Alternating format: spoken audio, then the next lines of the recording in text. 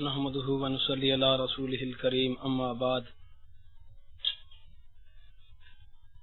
اعوذ بالله من الشيطان الرجيم بسم الله الرحمن الرحيم قال عز وجل اطيعوا الله واطيعوا الرسول اولي الامر منكم وقال النبي صلى الله عليه وسلم من قام رمضان ایمانا و احتسابا غفر له ما تقدم من ذنبه او كما قال النبي صلى الله عليه وسلم اللهم صل على محمد وعلى آل محمد كما صليت على إبراهيم وعلى آل إبراهيم إنك حميد مجيد اللهم بارك على محمد وعلى آل محمد كما باركت على إبراهيم وعلى آل إبراهيم إنك حميد مجيد. واجب الاحترام بزرگوں، دوستوں، بھائیوں،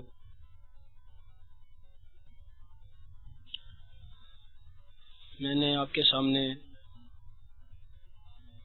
کلام الہی سے کچھ حصہ تلاوت کیا ہے اور نبی اقدس صلی اللہ علیہ وسلم کے فرامین میں سے ایک حدیث مبارکہ پیش کی ہے. دعا ہے کہ اللہ تبارک و تعالی مجھے حق اور سچ بیان کرنے کی توفیق عطا فرمائے. بیان کرنے کے بعد، سننے سمجھنے کے بعد ہم سب کو اللہ تبارک و تعالی عمل کرنے کی توفیق عطا فرمائے.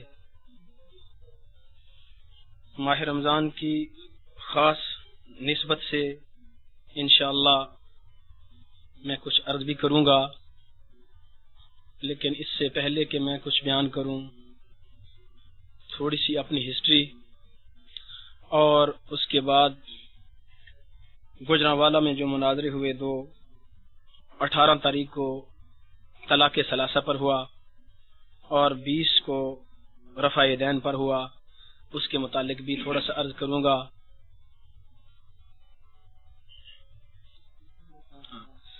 تو انشاءاللہ تعالی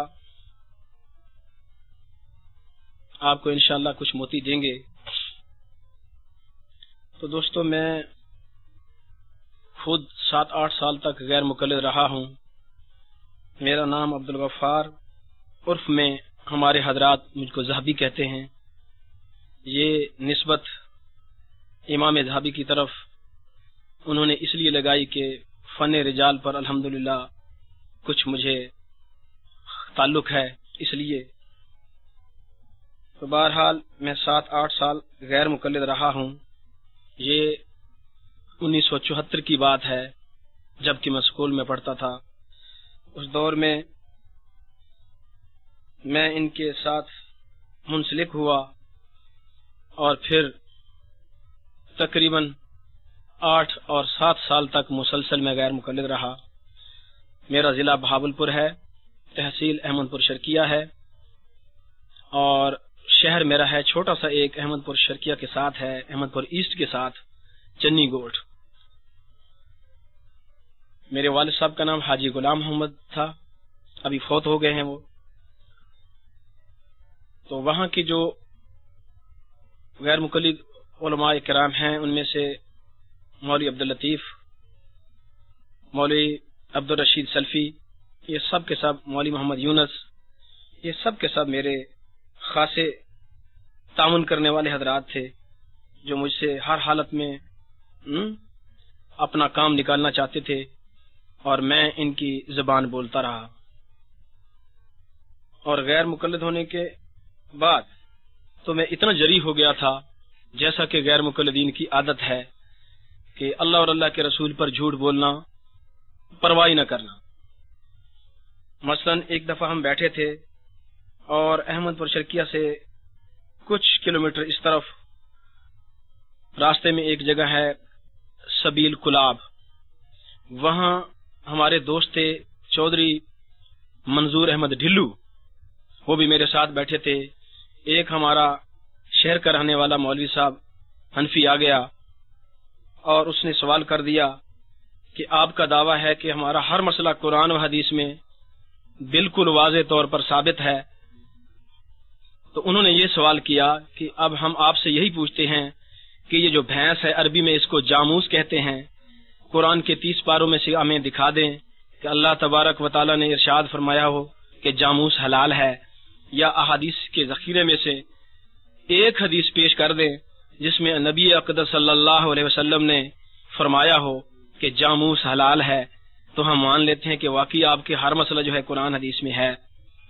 تو وہاں ہمارا ساتھی بیٹھا تھا، ہم نے بیک زبان چودھری منظور احمد ڈھلو اور میں دونوں بولے کہ ہاں، پہل چودھری منظور احمد ڈھلو نے کی اور ساتھ میں نے ہاں ملا دی۔ اس نے کہا کہ ہاں جی، ہمارے مولوی صاحب نے ہمیں بیان میں فرمایا تھا کہ نبی اکرم صلی اللہ علیہ وسلم نے فرمایا ہے پنجابی لینگویج میں کہ ایک کالی کالی ہوگی اودا چٹا چٹا دودھ ہوگا، وہ حلال ہوئے گی۔ تو ہم نے یہ جھوٹ بول دیا کہ بھینس جو ہے وہ حلال ہے۔ تو جلدی سے اس نے کہا کہ یہ کالی کالی کا تو آپ نے نام لے لیا، کالے رنگ والے کی، لیکن بھینس تو کبھی بھورے رنگ کی بھی ہوتی ہے، تو اس کے لیے دوسری حدیث بنائیں گے آپ۔ تو یہ حال ہمارا تھا۔ اب بھی آپ دیکھ رہے ہیں کہ وہ یہی کچھ کرتے ہیں غیر مقلدین، قرآن اور حدیث کی تشریح اپنے الفاظوں میں کر کے اس کو قرآن و حدیث کا نام دیتے ہیں۔ تو بہرحال یہ تھا اس زمانے میں ہمارا حال۔ صحابہ کی خاص حیثیت ہماری نظر میں نہیں ہوا کرتی تھی۔ ائمہ کو تو ہم ایسے سمجھتے تھے کہ ہمارے چنی گوڑ کے ایک اور ساتھی حاجی محمد اسحاق نام کی، جن کی مسجد برج کے ساتھ ہے، یعنی ریلوے لائن پہ پل ہے اور اس کے ساتھ اس کی مسجد ہے اور کویت کے پیسوں سے بنی ہے۔ حاجی محمد اسحاق صاحب نے ہمارے ساتھی سے عرض کیا، بیان کیا کہ بھائی حاجی سلیمان ان کا نام تھا حنفی، اس کو کہنے لگا حاجی سلیمان امام ابو حنیفہ کا کیا ہے؟ امام ابو حنیفہ ایسے ہی تھے جیسے تو اور میں کسی مسجد کے امام ہیں۔ یعنی اس طرح اس انداز سے، یعنی کہ ان لوگوں کا انداز ہے کہ امام ابو حنیفہ رحمہ اللہ جیسے تابعی کو ایسے سمجھتے ہیں جیسے آج کوئی گنڈیریوں کی ریڑھی لگانے والا ہو۔ اور اسی طرح ہمارے شہر میں چنی گوڑ شہر علیحدہ ہے اور اسٹیشن علیحدہ ہے۔ چنی گوڑ شہر میں رہنے والا غیر مقلدین کے پرانے لوگوں میں سے مولوی عبد الغفور ہے، اور وہ بازار میں موجود تھا۔ تو بازار میں ایک چوہا نکل کے بھاگا اور اس نے سنیوں کو مخاطب کر کے کہا کہ بھئی یہ دیکھو، یہ امام ابو حنیفہ جا رہا ہے، استغفر اللہ۔ تو یہ ان لوگوں کا عقیدہ اور یہ ان لوگوں کا مطلب اخلاق ہے کہ نہ تو نبی پاک صلی اللہ علیہ وسلم کی، صحابہ کی ان کے نزدیک کوئی عزت ہے، اور نہ ہی تابعین کی کوئی عزت ہے، نہ ہی کسی امام کی کوئی عزت ہے۔ اور واقعی ان کا یہی حال ہے۔ جیسے کہ میں ابھی تھوڑی دیر پہلے بھائی کی بات سن رہا تھا، تو یہ کہتے ہیں کہ ائمہ کو چھوڑو، بس صرف نبی کی بات مان لو۔ حقیقت میں یہ نہیں کہتے کہ ائمہ کو چھوڑو اور نبی کی بات مان لو، یہ صرف الفاظ ہوتے ہیں۔ یہ کہتے ہیں در حقیقت کہ ائمہ مجتہدین کی بات کو تو نہ مانو، ہمارے پروفیسروں کی بات مان لو۔ ہمارا آج کا جو ان ایجوکیٹڈ ان اسلامک ایجوکیشن ہے، جس کے اندر اجتہاد کی شرائط نہیں پائی جاتی، ان کی بات مان لو۔ جن کو حدیث کی تعریف نہیں آتی ان کی بات مان لو، لیکن ان ائمہ جو مسلمہ ہیں، جن کی امامت عدالت اور جن کا مقام متواتر و متوارث ہے، جن کو سب لوگ مانتے ہیں اہل علم، ان کی تحقیق کو چھوڑ کر یہ آج کان کٹوں کی تحقیق کو ماننا شروع کر دو۔ اصل یہ بات یہ ہے کہ اسلاف سے بیزاری، اسی چیز کا نام غیر مقلدیت ہے۔ ہم ایسا کرتے تھے۔ یہ اللہ تبارک و تعالی میرے استاد محترم مولانا محمد امین صاحب اکاڑوی نور اللہ مرکزہ پر کروڑوں رحمتی کرے، جن کی محنت سے اور جن کے سمجھانے سے مجھے اللہ تبارک و تعالی نے ہدایت دی، اور آج الحمدللہ 15 سے 16-17 سال پہلے سے میں الحمدللہ اہل سنت والجماعت میں داخل ہوا، اور پکا اپنے آپ کو حنفی کہتا ہوں، اور اسی پر اللہ تبارک و تعالی سے میں دعا گو بھی ہوں کہ اللہ تعالی مجھے اسی پر زندہ رکھے اور اسی پر موت دے، کیونکہ اہل حق کا گروہ اہل سنت والجماعت حنفی سب سے بہتر اور اعلیٰ درجے پر ہے۔ یہ انہی کا مسلک اقرب الی القرآن و سنہ ہے۔ تو بہرحال دوستو، یہ میری تھی تھوڑی سی ہسٹری۔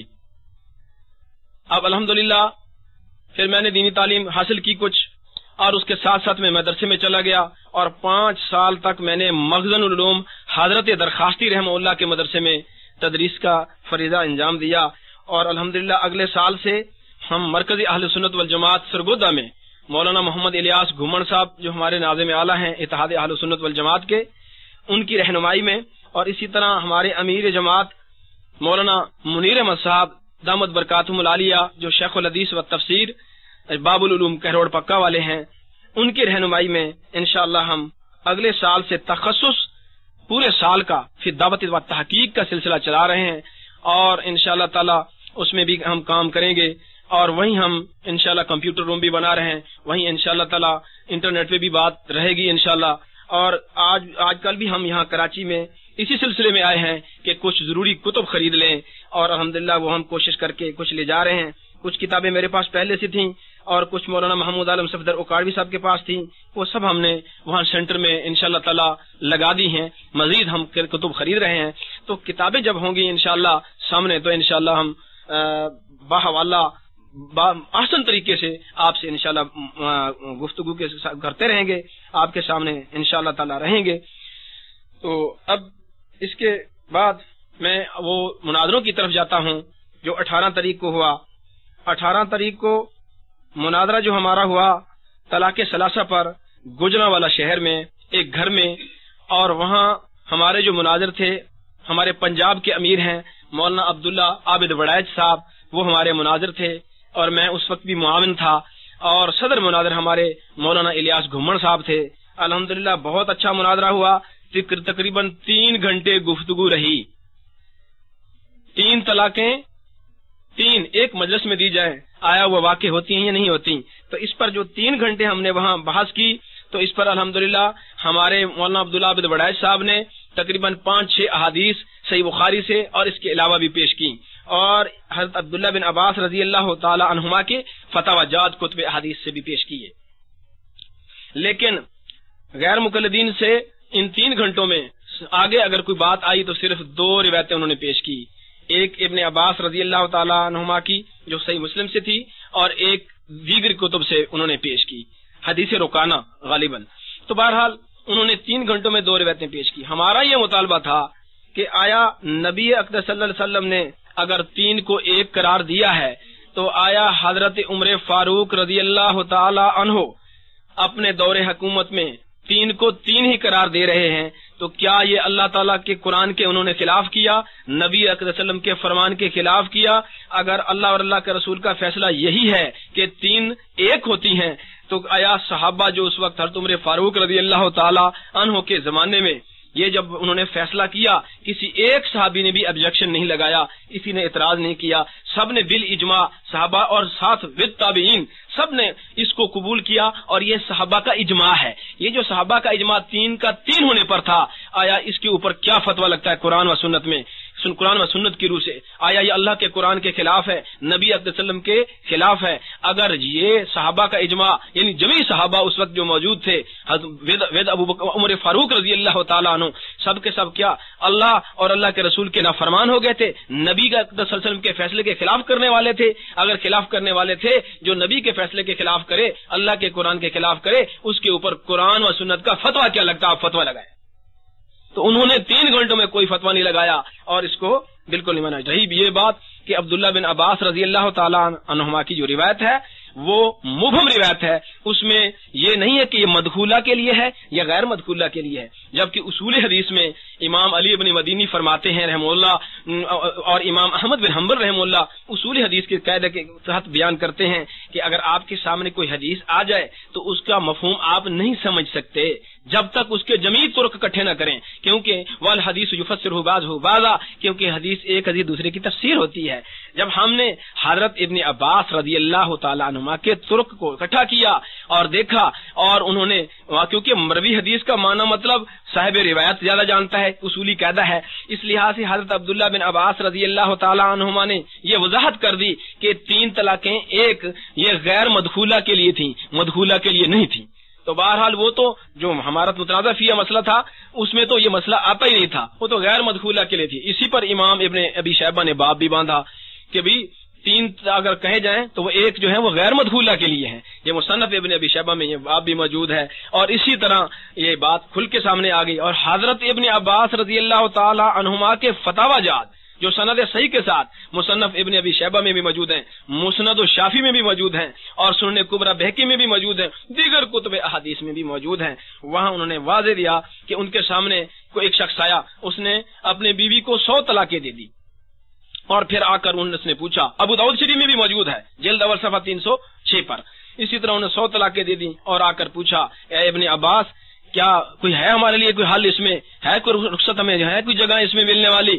تو حضرت ابن عباس رضی اللہ تعالیٰ عنہ نے فرمایا کہ تم حماقت کا کام کر لیتے ہو، اور اللہ تعالیٰ نے جو رخصت دی تھی 3 طلاقیں علیحدہ علیحدہ دینے کی، اور تم نے اکٹھی دے دی، اب 3 طلاقوں سے تیری بیوی تجھ پر حرام ہو گئی، اب باقی جو ہے نا وہ تم نے خام خواہ زیادتی کی اور مذاق کیا۔ تو بہرحال حضرت ابن عباس رضی اللہ تعالیٰ عنہما نے بھی یہی فتویٰ دیا کہ 3 ایک مجلس میں دے دی جائیں، تب بھی بیوی حرام ہو جاتی ہے۔ اب یہ خود وراوی ہیں۔ اب دیکھیں صحیح مسلم والی روایت مبہم ہے، اس میں مدخولہ غیر مدخولہ کا لفظ نہیں ہے، اور شرح نخبۃ الفکر صفحہ 98 پر یہ اصول موجود ہے۔ یہ حضرت ابن حجر اسقلانی رحمہ اللہ فرماتے ہیں کہ حدیث جو مبہم ہے وہ قابل قبول نہیں ہے۔ اسی طرح امام بخاری علیہ رحمت فرماتے ہیں، صحیح بخاری جلد اول صفحہ 201 پر قاعدہ بیان کرتے ہیں، جو حدیث مفسر ہے وہ قاضی ہے اس پر جو حدیث مبہم ہے، تو لہذا جو روایت مبہم واضح کر رہی ہے کہ غیر مدخولہ کے لیے ہے، وہ دوسری روایت مبہم پر قاضی ہے، اور لا یقبل حدیث المبہم، یہ صاف قاعدہ ہے اصول حدیث کا کہ مبہم حدیث قابل حجت ہے ہی نہیں، اس کو قبول نہیں کیا جائے گا۔ تو بہرحال اس میں مسئلے میں بھی الحمدللہ وہ CD موجود ہے، انشاءاللہ آپ دیکھیں گے۔ اسی طرح جو 20 کو مناظرہ ہوا، اور 20 کو جو مناظرہ تھا اس میں یہ ترتیب تھی کہ اس میں بھی ہمارے مناظر جو تھے لاہور کے مولانا محمد آصف صاحب تھے، اور اسی طرح ان کے جو مناظر تھے وہ عمر صدیق تھے جو پہلی بھی تھے۔ تو پہلی جو مناظرہ ہوا 18 کو، اس میں عمر صدیق غیر مقلدین کی طرف سے تھا، اور صدر مناظر قاضی عبدالرشید ارشد تھا، اور اس کے معاون جو تھے دیگر حضرات تھے۔ اسی طرح جو یہ 20 کو مناظرہ ہوا رفع دین پر، اس پر ان کا صدر مناظرہ جو تھا، صدر مناظرہ وہ یہاں کراچی کے ہیں صدیق رضا وہ تھے، اور زبیر علی زئی جو تھے یہ ان کے معاون تھے، اور ادھر سے الحمدللہ میں عبدالغفار مولانا آصف صاحب کا اور مولانا عبداللہ عابد بڑیچ کا معاون تھا، اور پہلی رات بلکہ مولانا محمود عالم صفدر اکاڑوی صاحب بھی معاون تھے، اور دیگر حضرات بھی تھے۔ ہمارے صدر مناظر وہی ایک ہی تھے۔ تو بہرحال جو 20 کو مناظرہ ہوا رفع دین پر، اس پر غیر مقلدین کو 3 گھنٹے میں تقریباً بات جو چلی وہ کافی شور اور شرابے میں چلی گئی۔ 1 گھنٹہ پہلے جو بات ہوئی اس میں انہوں نے چند روایات پڑھی، لیکن اپنے دعوے پر ان کی وہ دلیل ایک بھی نہیں تھی الحمدللہ، اور نہ کبھی یہ دے سکتے ہیں۔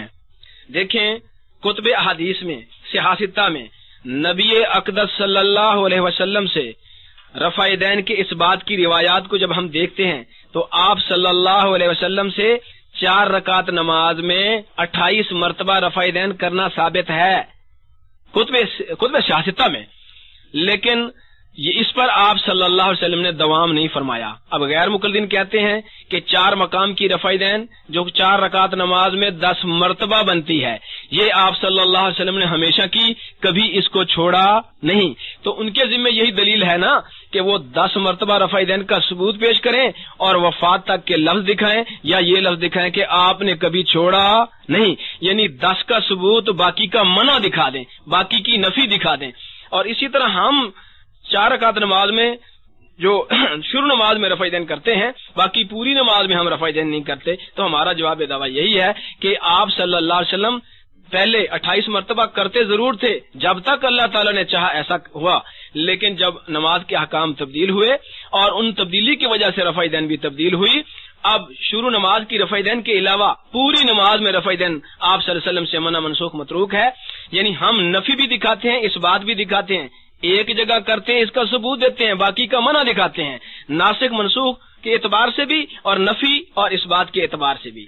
لیکن غیر مقلدین جو 4 رکعات میں 4 مقام پر رفع دین کرتے ہیں جو 10 مرتبہ بنتی ہیں، اور 18 رفع دین جو آگے ہیں 4 رکعت نماز میں وہ نہیں کرتے، ان کے پاس دنیا جہان میں کسی کتاب میں ایسی ایک حدیث بھی نہیں ہے جس میں یہ الفاظ ہوں کہ آپ صلی اللہ علیہ وسلم 4 مقام کی رفع دین کرتے رہے، کبھی اس کو چھوڑا نہیں، اور باقی مقامات کی رفع دین منع اور منسوخ اور حرام ہے۔ یعنی نفی اس بات ان کی ایسی کوئی روایت نہیں جس میں نفی اس بات دونوں ہوں۔ مثال اس کی سمجھیں، ہمارا مسئلہ تو اس طرح ہے جیسے کہ مسئلہ توحید ہے۔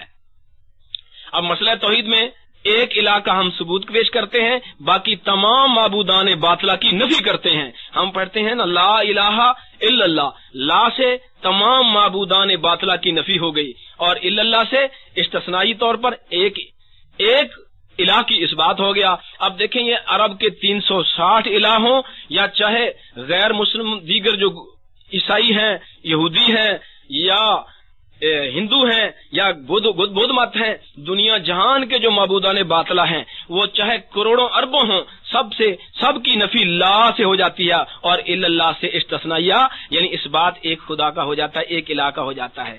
دیکھیں آج جو ہم بات یہ رفع دین کی کر رہے ہیں یہ صلاۃ خمسہ کی بات ہے جو ہم 5 وقت پڑھتے ہیں، فریضہ نماز، صلاۃ فریضہ، صلاۃ مکتوبہ، ایک وقت کی مخصوص نماز اور سال کے بعد آنے والی عیدین کی نماز آج وہ ڈسکشن میں نہیں ہے کیونکہ وہ ایک علیحدہ نماز ہے اور زید نماز ہے۔ یہ فرض نماز جو ہم پڑھتے ہیں 5 وقت، یہ اس کی ہم بات کر رہے ہیں، بالطبع اس کی سنت اور نفل ہوتی ہے لیکن پہلے نمبر پر فرض ہوتی ہے، جیسا کہ حدیث میں آیا اذا قام الی صلاۃ المکتوبۃ کبر ورفع یدیہ، یہ مکتوبہ کے لفظ صراحتاً حدیث میں آ گئے۔ تو آج ڈسکشن جو ہماری ہو رہی ہے وہ صلاۃ مکتوبہ کی بات، تو بہرحال اس پہ ہم نے ان سے مطالبہ کیا کہ آپ ایک حدیث پیش کر دیں جس میں یہ آپ کے جتنا کرتے ہیں رفع دین اس کا ثبوت ہو، باقی کا منع ہو، اور اس میں سنت کے لفظ ہوں اور وفات تک کے لفظ ہوں، چلو یہ ہوں لفظ بھی آپ نے یہ کبھی چھوڑا نہیں ہے۔ تو آپ اس سی ڈی کو انشاءاللہ دیکھیں گے تو اس میں پورے 2 گھنٹے یا 3 گھنٹے جو انہوں نے شور مچایا اس میں ایک حدیث بھی انہوں نے پیش ایسی نہیں کی اور نہ یہ پیش کر سکتے ہیں۔ اس پر یہ بات کو پھر سمجھیں، 4 رکعت نماز میں 28 مرتبہ رفع یدین اس بات کے اعتبار سے کتب سیاستہ سے ثابت ہے، لیکن غیر مقلد صرف 10 مرتبہ کرتا ہے، 18 رفع یدین کو چھوڑے ہوئے ہے۔ اب ان کو چاہیے تھا کہ 10 کا ثبوت دیتا، باقی کا منع دکھاتا، نفی اس بات دونوں ہوتی۔ ہم 1 مرتبہ کرتے ہیں، باقی پوری نماز میں 27 مرتبہ رفع یدین نہیں کرتے، 1 کا ہم ثبوت دیں، باقی کا منع دکھائیں، یہ ہمارے ذمہ ہے۔ الحمدللہ ہم تو نفی اس بات دونوں دکھا دیتے ہیں احادیث میں، لیکن ان کے پاس دنیا جہان کی کسی کتاب میں ایسی ایک روایت سند صحیح کے ساتھ بھی نہیں ہے اور سند ضعیف کے ساتھ بھی نہیں ہے، بلکہ موضوع روایت بھی دنیا میں نہیں ہے۔ عرب عجم کا کوئی غیر مقلد اگر اتنا جرت رکھتا ہے تو وہ ایک حدیث موضوع پیش کر دے جس میں یہ الفاظ ہوں کہ 4 مقام کی رفع یدین آپ صلی اللہ علیہ وسلم ہمیشہ کرتے رہے، کبھی اس کو چھوڑا نہیں، اور باقی رفع یدین آپ صلی اللہ علیہ وسلم نے منع منسوخ اور متروک قرار دے دی تھی۔ ایسی ایک روایت پیش کرنے پر ہم ان کے ہاتھ پر بیعت بھی کریں گے اور غیر مقلد ہونے کا اعلان بھی کر دیں گے۔ تو بہرحال وہاں آپ ان سی ڈی کو دیکھیں گے تو وہاں انشاءاللہ آپ کو ان کے دعوے کے مطابق ایک حدیث بھی نظر نہیں آئے گی جس میں اس بات بھی آ جائے، باقی کی نفی بھی آ جائے۔ تو بہرحال یہ تھا مختصر روداد مناظرہ۔ اب میں بات لے جاتا ہوں اس طرف کہ ماہ رمضان کا مہینہ ہے اور صلاۃ تراویح پہ تھوڑی سی بات ہو جائے۔ تو دوستو دیکھیں، صلاۃ تراویح کا جہاں تک تعلق ہے، ہم نے کتب حدیث میں دیکھا آپ صلی اللہ علیہ وسلم کو کہ آپ نے ماہ رمضان میں کتنے دن صلاۃ تراویح پڑھائی اور کتنی رکعات پڑھائی۔ اب جھگڑا بھی یہی ہے کہ آیا پورا مہینہ جماعت کے ساتھ پڑھنا چاہیے اور کتنی رکعتیں پڑھنی چاہیے۔ اب جھگڑا اس میں اٹھا ہوا ہے کہ 8 رکعت سنت ہے اور 20 رکعت جو ہے وہ بدعت عمری ہے، حتیٰ کہ غیر مقلدین کی بعض کتب میں یہ صاف لکھا ہوا ہے کہ 20 رکعت تراویح جو ہے یہ بدعت ہے۔ تو بہرحال اس کو ذرا سمجھیں۔ حضرت ابو ذر رضی اللہ تعالی عنہ روایت کرتے ہیں، امام ابو داؤد علیہ رحمت، امام نسائی علیہ رحمت، امام ترمذی رحمہ اللہ اور امام ابن ماجہ رحمہ اللہ، یہ سنن اربع میں حدیث سند صحیح کے ساتھ موجود ہے۔ حضرت ابو ذر رضی اللہ تعالی عنہ فرماتے ہیں کہ نبی اقدس صلی اللہ علیہ وسلم کے ساتھ ہم نے روزے رکھے اور آپ نے بھی روزے رکھے، ہم نے بھی روزے رکھے، آپ نے ہمیں جماعت کے ساتھ نماز نہیں پڑھائی حتیٰ کہ رمضان المبارک کا آخری عشرہ آ گیا، اور آخری عشرے میں آپ صلی اللہ علیہ وسلم کی عادت مبارکہ جو دیگر احادیث میں ہے وہ ذرا اس طرح سمجھیں کہ آپ فرض نماز پڑھانے کے بعد ہمیشہ حجرے میں تشریف لے جاتے تھے اور وہیں جا کر سنن اور نفل ادا فرماتے تھے۔ تو وہ فرماتے ہیں حضرت ابو ذر رضی اللہ تعالیٰ عنہ کہ آپ صلی اللہ علیہ وسلم رمضان المبارک کے آخری عشرے میں ایک تاک رات کو فرض نماز پڑھنے کے بعد گھر تشریف لے جانے کے بعد نکلے مسجد کی طرف، اور جو صحابہ موجود تھے ان کو پیچھے صف میں کھڑا کیا، مسجد نبوی میں آپ بحیثیت امام آگے کھڑے ہوئے اور صلاۃ تراویح پڑھائی، یعنی صلاۃ پڑھائی۔ کتنی دیر تک پڑھائی؟ حدیث کے لفظ ہیں ثلث اللیل، یعنی تہائی رات تک آپ نے جماعت کے ساتھ صلاۃ تراویح پڑھائی۔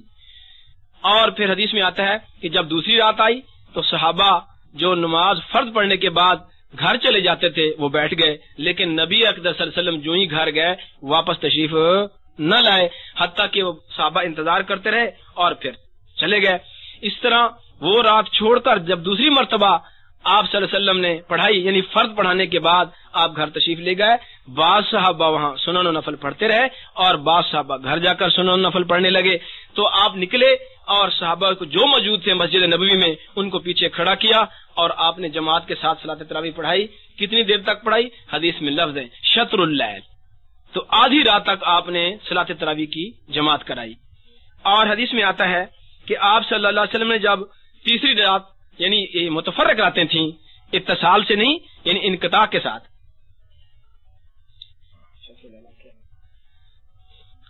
جب آپ صلی اللہ علیہ وسلم نے دوسری مرتبہ شطر اللیل پڑھائی، آدھی رات تک پڑھائی، تو جب آپ صلی اللہ علیہ وسلم نے تیسری رات نماز پڑھانے کا اہتمام کیا تو حدیث میں آتا ہے کہ آپ نے تمام اہل مدینہ کو، بچوں کو، عورتوں کو اور مردوں کو، سب کو اکٹھا کر لیا تاکہ پتہ چل جائے بھی صلاۃ تراویح کی جماعت اس طرح ہوتی ہے اور اس طرح پڑھا جائے. تو انہوں نے اہتمام جب کیا آپ صلی اللہ علیہ وسلم نے، تو اما عائشہ صدیقہ رضی اللہ تعالی عنہا فرماتی ہیں کہ مولی المسجد، کہ مسجد پھر بھر گئی، اتنی تھی مسجد میں یعنی رش کہ ساری بھر گئی. اور پھر آپ نے کتنی دیر تک پڑھائی؟ یعنی سحری کے ٹائم، سحری کا جو ٹائم ہے اس کے ختم ہونے کے قریب قریب، یعنی اتنا ٹائم بچا کہ جس میں صحابہ کہتے ہیں کہ ہمیں خوف و لاحق ہو گیا کہ بھی کہیں ہم سے سحری چھوٹ نہ جائے. وقت کی بات نہیں، یعنی سحری کا ٹائم ختم نہیں ہو گیا تھا، یعنی سحری ہم سے چھوٹ نہ جائے. یعنی کیا مطلب؟ صحابہ کے گھر والے تو سارے آ گئے تھے ساتھ، آخر واپس جانے کے بعد انہوں نے آٹا گوندنا تھا اور آگ جلانی تھی، سحری کا انتظام کرنا تھا. اتنا ٹائم تھا کہ 1.5-2 گھنٹے جس میں سحری کا انتظام ہو سکے اور سحری بھی ہو سکے. صرف مبالغے کے سیگے استعمال کیے ہیں، لیکن اسی بات کو غیر مقلدین پیش کرتے ہیں کہ شاید 1-2 سیکنڈ باقی تھے. اور میرے بھائی اس دور میں کوئی مدینہ منورہ میں کوئی ہوٹل نہیں تھے جن پر آرڈر دے کے گئے تھے، بچے اور عورتیں تو ساتھ آ گئی تھیں، تو سحری کس نے پکانی تھی؟ بہرحال اتنا ٹائم باقی تھا. اللہ کے رسول نے، اس حدیث سے پتہ چلتا ہے کہ آپ نے 3 رات جماعت کے ساتھ صلاۃ تراویح پڑھائی، یعنی پہلے ثلث اللیل، پھر شطر اللیل، اور پھر سحری کے وقت ختم ہونے میں یعنی کتنا ٹائم باقی تھا؟ یعنی 1.5 گھنٹہ 2 گھنٹے، اتنی دیر تک آپ نے پڑھائی، یعنی ساری رات پڑھائی، رات کو لمبا کیا. اب جب ہم نے دیکھا کہ آپ نے 3 راتیں پڑھائی ہے تو جو غیر مقلدین، اور آپ صلی اللہ علیہ وسلم نے بتایا کہ میں آپ کو مسلسل اس لیے نہیں پڑھایا، شفقت کیا، شفقت فرمائی امت پر کہ کہیں میری امت پر فرض نہ ہو جائے. ویسے آپ صلی اللہ علیہ وسلم کی چاہت یہی تھی کہ سارا مہینہ ہونی چاہیے. تو صحابہ کرام رضوان اللہ علیہم اجمعین تو رمز شناسی رسول تھے، وہ جانتے تھے کہ اللہ کے رسول محمد عربی صلی اللہ علیہ وسلم کا ارادہ تو سارے مہینے کا پڑھانے کا ہے، لیکن شفقت کی وجہ سے سارا مہینہ نہیں پڑھایا کہیں فرض نہ ہو جائے. تو بہرحال اس رمز کو صحابہ نے سمجھا اور انہوں نے پھر پورے مہینے کا اہتمام بھی کیا کہ عشاء کی نماز کے بعد سنن نفل کے بعد متصل پورا ماہ رمضان جماعت کے ساتھ صلاۃ تراویح بھی پڑھائی. اور اس کا حضرت عمر فاروق نے حکم دیا ابی بن کعب تمیم داری کو، اور انہوں نے باقاعدہ صلاۃ تراویح کیا، اہتمام پورے مہینے کیا. اب باتیں یہ ہیں کہ اب یہ تو ہوگی پورے مہینہ پڑھیں یا 3 دن پڑھیں. جو غیر مقلدین اپنے آپ کو کہتے ہیں کہ ہم صرف اور صرف نبی اقدس صلی اللہ علیہ وسلم کے فعل پر ہم اور قول پر چلتے ہیں، تو نبی اقدس صلی اللہ علیہ وسلم کا یہاں فعل جو عملی طور پہ سامنے آیا وہ صرف اور صرف 3 رات جماعت کے ساتھ پڑھانے کا تھا، سارا مہینہ نہیں ہے. تو یا ان کو صرف 3 راتیں پڑھنی چاہیے اور ٹائمنگ بھی وہی رکھنی چاہیے، جبکہ یہ تو 1-2 گھنٹے میں پڑھ کے گھر چلے جاتے ہیں. اگر یہ لفظی ظاہری لفظوں پہ چلتے ہیں، مقصود اور مطلوب نہیں سمجھتے. فقہا یہی تو چیز ہے نا کہ فقہا نبی پاک صلی اللہ علیہ وسلم کے مطلوب اور مقصود کو دیکھتے ہیں اور اس کو معنی اور مطلب کو اور منشا رسول کو دیکھ کر بات کرتے ہیں، لیکن یہ ظاہری الفاظوں پہ چلتے ہیں. تو پھر 3 راتیں پڑھیں، سارا مہینہ نہ پڑھے. ایک بات. دوسری بات یہ کہ وہ کہتے ہیں کہ رکعت بھی کتنی تھی؟ وہ کہتے ہیں 8. اب دیکھیں ہم نے جب تتبع کیا کتب احادیث میں تو 3 قسم کی روایات ملی ہمیں. مثلا حضرت جابر بن عبداللہ سے یہ روایت پیش کرتے ہیں جو قیام اللیل ابو عبداللہ محمد بن نصر المروزی اور ابن خزیمہ ابن حبان کے حوالے سے کہ حضرت جابر بن عبداللہ رضی اللہ تعالی عنہ فرماتے ہیں کہ ایک رات آپ صلی اللہ علیہ وسلم نے ہمیں جماعت کے ساتھ صلاۃ تراویح پڑھائی، 8 رکعت اور وتر پڑھائے. اب دوسری روایت علامہ البانی بھی لکھتے ہیں اور مولانا محمد ایوب صابر تحقیق تراویح جو کہ جامعہ محمدیہ خانپور کے مدرس ہیں، انہوں نے اس میں لکھا کہ عائشہ صدیقہ رضی اللہ تعالی عنہا سے ایک روایت اس طرح ہے کہ بھی وہ 12 رکعت بھی آپ نے پڑھائی صلاۃ تراویح. اور تیسری قسم کی جو روایت ہمیں ملی حضرت جابر بن عبداللہ رضی اللہ تعالی عنہما سے بھی اور حضرت عبداللہ بن عباس رضی اللہ تعالی عنہما سے بھی ان میں الفاظ آ رہے ہیں کہ حضرت ابن عباس فرماتے ہیں کہ اللہ کے رسول نے ماہ رمضان میں کانا رسول اللہ صلی اللہ علیہ وسلم یصلی فی شہر رمضان 20 رکعتن والوتر کہ 20 رکعت اور وتر پڑھے آپ صلی اللہ علیہ وسلم نے.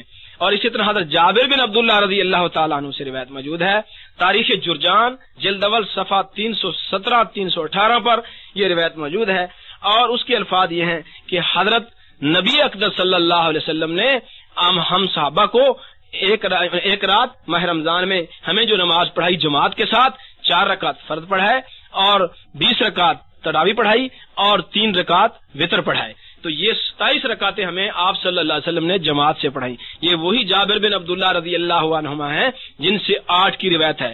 اور جس طرح 8 والی روایت میں محمد بن حمید رازی سند میں راوی موجود ہے, اسی طرح اس کی سند میں بھی محمد بن حمید رازی ہے. اگر 8 والی روایت محمد بن حمید رازی کے ہونے کے باوجود صحیح ہے تو یہ 20 والی روایت بھی بالکل صحیح ہے, بطریقے اولا صحیح ہے. بہرحال ایک ہی درجے کی روایتیں ہیں, ایک ہی وزن کی روایتیں ہیں. اس کے الفاظ ہیں 20 کے اور وہ جو پیش کرتے ہیں اس کے الفاظ ہیں 8 کے. تو بھی دوستو جب 3 قسم کی روایتیں ملی تو ہم نے پھر غور کیا. اب کرینہ اس میں صراحتاً یہ ہے موجود ہے کہ آپ نے پہلی رات جب پڑھائی جماعت کے ساتھ ثلث اللیل تہائی رات تک پڑھائی, اور جب ایک رات چھوڑ کر پھر پڑھائی شطر اللیل یعنی آدھی رات تک پڑھائی, اور جب آپ نے تیسری رات تک رات پڑھائی اہتمام کر کے تو شہری کے قریب کے وقت تک یعنی گھنٹہ 2 گھنٹے رہتے تھے, ساری رات کھڑا کیا آپ نے ٹائم بڑھایا. تو یہ 3 راتیں جو آپ نے پڑھائی اور ٹائمنگ بھی 3 طرح کی ہیں, یعنی پہلے تہائی رات, پھر آدھی رات اور پھر رات کے آخر حصے تک. یعنی یہ آپ ٹائمنگ اندازہ لگا لیں. یہی کرینہ ہے, یہی دلیل ہے ان تینوں روایتوں کے مطلب ہے اپنے اپنے محل کے اندر فٹ ہونے کی. مثلا آپ نے جب ثلث اللیل پڑھائی, یقیناً یہ آپ کی عقل بھی کہتی ہے کہ اس وقت آپ صلی اللہ علیہ وسلم نے رکعتیں کم رکھی ہیں, وہ 8 ہی پڑھائی ہیں, اس لیے صحابی نے 8 ہی روایت کر دی. اور جب 12 والی روایت دیکھیں تو آپ نے آدھی رات تک اس کو قیام کو لمبا کیا, یقیناً آپ نے رکعتیں بھی بڑھائی 4 اور ٹائم بھی بڑھا. اسی طرح جب آپ نے آخری رات ٹائم بہت زیادہ لمبا لیا اور زیادہ دیر تک قیام صلاۃ تراویح کرایا تو آپ نے یقیناً ان میں رکعتیں بھی بڑھائی اور اس میں 20 رکعت تراویح والی روایات آئی. اب یہ تینوں روایتیں ہیں اور تینوں قسم کے ٹائم ہیں. اسی تینوں قسم کے ٹائم کے مطابق یہ تینوں رکعتیں تینوں قسم کی روایتیں فٹ آتی ہیں. یعنی پہلی رات کا عمل 8 ہے اور دوسری رات کا عمل 12 ہے اور آخری رات کا عمل 20 ہے. اب امام بخاری علیہ رحمت جلد اول صفحہ 96 پر لکھتے ہیں قاعدہ کہ جو آپ صلی اللہ علیہ وسلم سے آخری عمل مروی ہوگا قابل عمل صرف وہی ہوگا. ایک بات. دوسری بات یہ کہ امام ابو داؤد علیہ رحمت کتاب الصلاۃ میں اور کتاب الاذان میں اور اسی طرح کتاب الحج میں ایک قاعدہ اور ضابطہ بیان کرتے ہیں کہ اگر نبی اقدس صلی اللہ علیہ وسلم سے 2 قسم کی روایتیں آ جائیں اور وہ آپس میں کیا ان کا ہو تضاد آ جائے, ان میں آپس میں متعارض ہوں, تو فرمایا ہم دیکھیں گے کہ صحابہ کرام رضوان اللہ علیہم اجمعین نے ان دونوں روایات میں سے کس کو لیا, جس کو لیا اور عملی طور پر اس کو عملی طور پر اس پہ عمل کیا اور عکس عمل کے لیے لیا اور اس پر ہمیشہ جس پر عمل کیا تو فرمایا وہ معمول بھی قرار دی جائے گی, دوسری متروک قرار دی جائے گی. تو اس اعتبار سے بھی ہم نے دیکھا کہ حضرت عمر فاروق رضی اللہ تعالی عنہ کے دور میں صحابہ کرام بالاجماع جب آخر میں لیتے ہیں تو وہ 20 رکعت تراویح والی پر اجماع کرتے ہیں, اور جب صحابہ تابعین نے اس پر اجماع کیا تو آج تک مکہ مدینے میں اسی اجماع پر عمل چلا آ رہا ہے. مثلا حضرت عمر فاروق رضی اللہ تعالی عنہ سے وہ غیر مقلدین موطا امام مالک سے روایت پیش کرتے ہیں کہ انہوں نے ابی بن کعب اور تمیم داری کو حکم دیا کہ وہ 8 رکعت تراویح اور 3 وتر پڑھائیں لوگوں کو. تو یہ روایت تو وہ پیش کر دیتے ہیں, لیکن اس کے اگلے صفحے پر 12 رکعت والی ان کے عہد والی روایت کو وہ پیش نہیں کرتے, جو کہ موطا امام مالک صفحہ 99 پر موجود ہے اور موطا امام مالک صفحہ 98 پر یہ 11 والی موجود تھی اور وہاں 12 والی موجود ہے اور یہاں 8 والی موجود ہے. تو اگلی روایت کو بالکل چھپاتے ہیں. اور اسی طرح حضرت ابی بن کعب اور تمیم داری کو حضرت عمر فاروق رضی اللہ تعالیٰ عنہ تیسری مرتبہ, اصل میں در حقیقت حضرت عمر فاروق نے نبوی ترتیب سے ہی اس عمل کو جاری کرایا, پہلے 8 کا پھر 12 کا اور پھر 20 کا حکم دیا اور اس پر امت کا اجماع ہو گیا. مسند احمد بن منی میں یہ الفاظ موجود ہیں جو کہ کنز العمال میں 8ویں جلد میں یہ روایت موجود ہے. اس میں حضرت ابی بن کعب اور تمیم داری رضی اللہ عنہ کو ابی بن کعب کو حکم دیا کہ آپ لوگوں کو صلاۃ تراویح جماعت کے ساتھ عشاء کے بعد پڑھائیں. وہاں انہوں نے فرمایا کہ 20 رکعت تراویح اور وتر انہوں نے پڑھائے. پھر یہ آپ نے حکم دیا.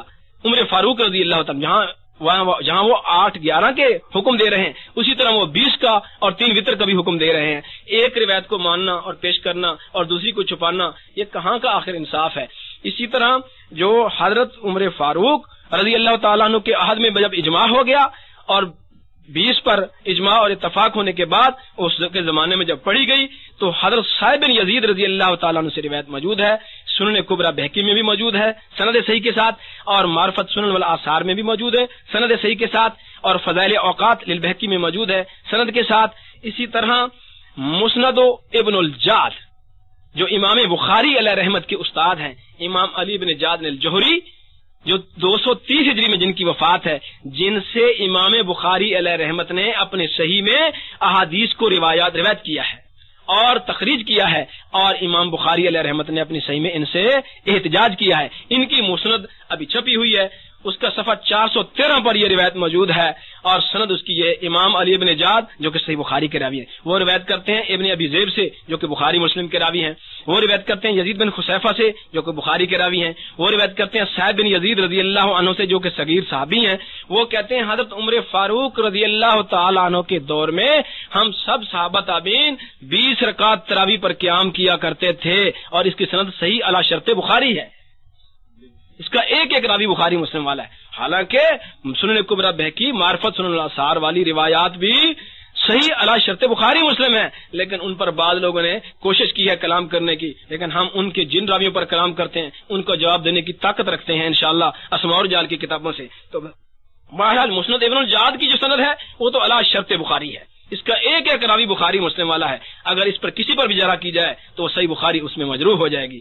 تو بہرحال جس ترتیب سے نبی پاک صلی اللہ علیہ وسلم نے اس نماز کو پڑھا اور پڑھایا اسی ترتیب سے عمر فاروق نے اس کو جاری کرایا, اور جب 20 پر اجماع ہو گیا تو حافظ ابن عبد البر اور امام بہقی رحمہ اللہ یہ وضاحت کرتے ہیں کہ پہلے عمر فاروق نے 8 کا حکم دیا, پھر 20 کا حکم دیا, اور اس پر استقرار عمل ہو گیا, اور امت کا پھر اس پر اجماع ہو گیا, اور یہ امت کا اجماع جب سے چلا ہے آج تک وہ اسی پر مسلسل عمل چلا آ رہا ہے.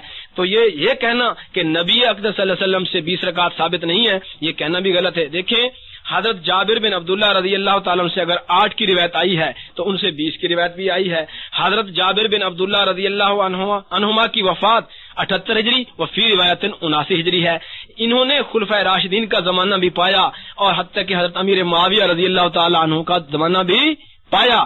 انہوں نے اپنے سب خلفائے راشدین کے دور پانے میں حضرت عمر فاروق کا دور جو کہ 24 ہجری تک ہے, اور حضرت عثمان ذی النورین کا دور جو کہ 35 ہجری تک ہے, حضرت علی بن ابی طالب رضی اللہ عنہ کا دور جو کہ 40 ہجری تک ہے, اور حضرت امیر معاویہ رضی اللہ تعالی عنہ جو کہ تقریباً 60 ہجری 61 ہجری یعنی 20 سالہ زمانہ ہے اس کا, وہاں تک ان کا دور ہے. تو اس دور میں کسی صحابہ نے بالاجماع جو 20 رکعت تراویح پڑھتے رہے, کسی ایک جگہ پر بھی حضرت جابر بن عبداللہ رضی اللہ تعالی عنہ نے ایسا نہیں کہا کہ او صحابہ او تابعین یہ کیا کرتے ہو, سنت نبوی تو 8 ہے, یہ 20 تم نے کہاں سے بدعت جاری کر دی. کیوں کہتے حضرت جابر بن عبداللہ رضی اللہ تعالیٰ عنہ, انہوں نے تو دونوں حالتیں دیکھی تھیں. جس رات آپ نے 8 پڑھی اس کو بھی بیان کر دیا, جس رات آپ نے 20 پڑھی اس کو بھی بیان کر دیا. ان کے سامنے 20 رکعت تراویح سنت نبوی تھی, وہ آبجیکشن کیوں لگاتے؟ اس لیے تو دنیا کی کسی کتاب میں ان کی طرف سے کوئی آبجیکشن ہے ہی نہیں.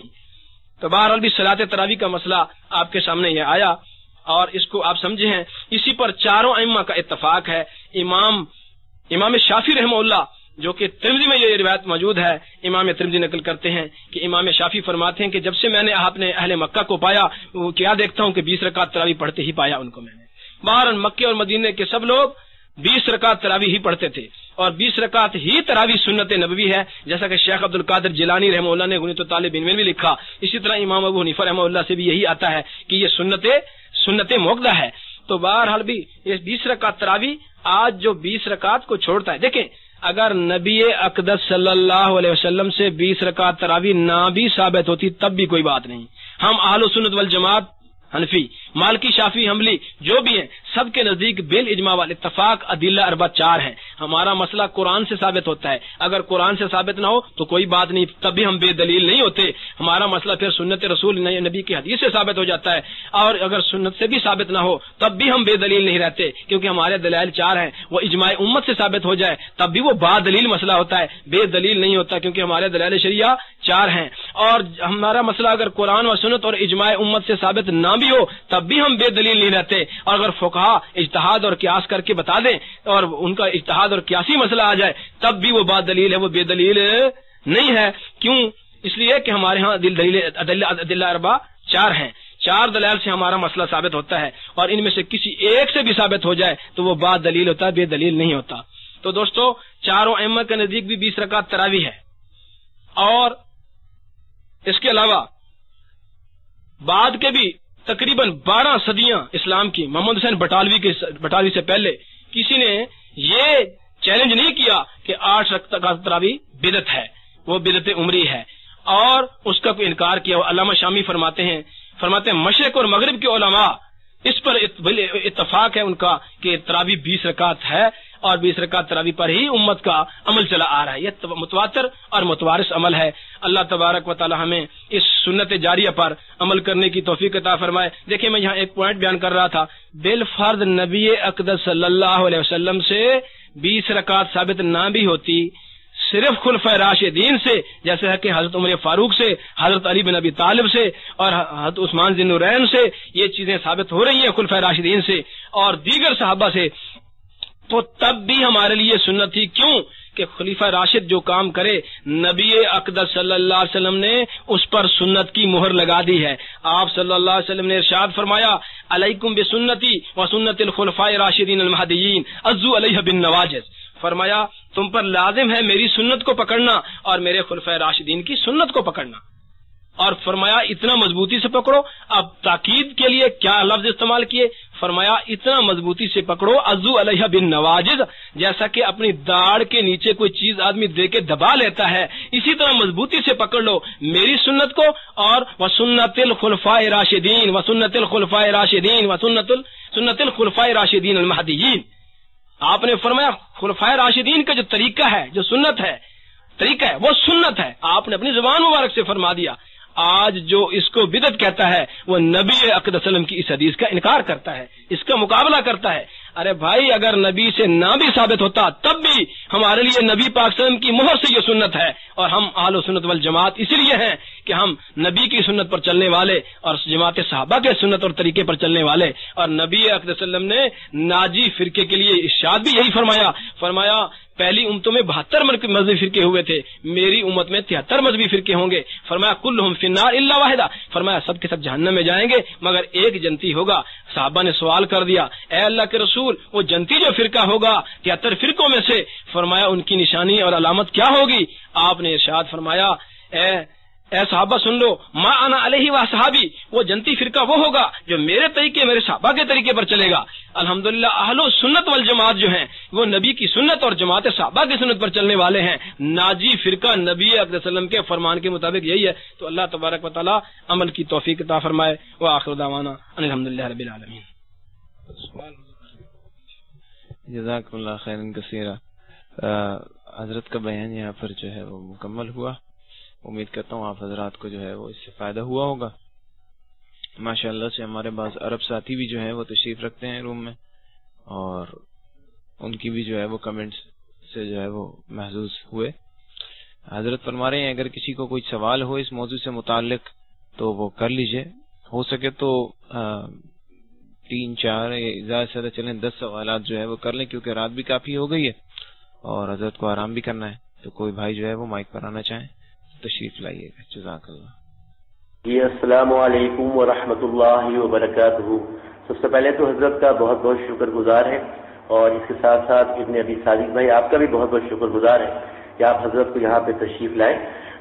ابن ابی صادق بھائی, بہت سارے لوگوں نے یہ سوال کیا, حضرت عالم دین ہے اور جب وہ غیر مقلد تھے تو ان کے موقف کو اور ان کے عقیدے کو جو ہے وہ ڈیفینڈ کیا کرتے تھے, تو ایسی کون سی بات ہو گئی, حضرت کو کن چیزوں نے موٹیویٹ کیا کون سی اسٹڈیز کی جس کی وجہ سے حضرت جو ہے اہل سنت والجماعت حنفی کو جو ہے حنفی مسلک کو انہوں نے اختیار کیا؟ تو اگر اس پر جو ہے حضرت کچھ روشنی ڈال دیں، جزاکم اللہ خیر۔ ماشاء اللہ، آپ نے اچھا سوال کیا دوست۔ اصل بات تو میں نے آپ کے سامنے کچھ اشارہ کر کے بتا دی تھی کہ ائمہ اربعہ میں سے امام ابو حنیفہ رحمہ اللہ کا جو مسلک ہے وہ اقرب الی القرآن و سنہ ہے۔ میں نے جب اس پر تھوڑا سا تحقیق اور ریسرچ کی، دیکھا تو امام ابو حنیفہ رحمہ اللہ کا جو مسلک ہے وہ اقرب الی القرآن و سنہ تھا، اس لیے میں نے اس کو قبول بھی کیا دل و جان سے، اور دلائل کی مضبوطی کو دیکھتے ہوئے میں اس کو اپنے لیے اوڑھنا بچھونا بنایا میں نے اور اس کو قبول کیا۔ دیکھیں، امام ابو حنیفہ رحمہ اللہ جو ہیں وہ زمانے کے اعتبار سے بھی قریب ہیں اور علم اور عمل کے اعتبار سے بھی زیادہ ہیں، اور دیگر تمام کے تمام ائمہ اربعہ جو ہیں ان کے اس مقام اور مرتبے کو وہ مانتے ہیں۔ دیکھیں، حضرت امام ابو حنیفہ رحمہ اللہ تو تابعی ہیں، اور اس کی مثال اس طرح سمجھیں کہ ماہ رمضان کا مہینہ ہے اور ایک آدمی چھت پہ بیٹھا ہے مسجد کی، اور 10 آدمی اندر یعنی با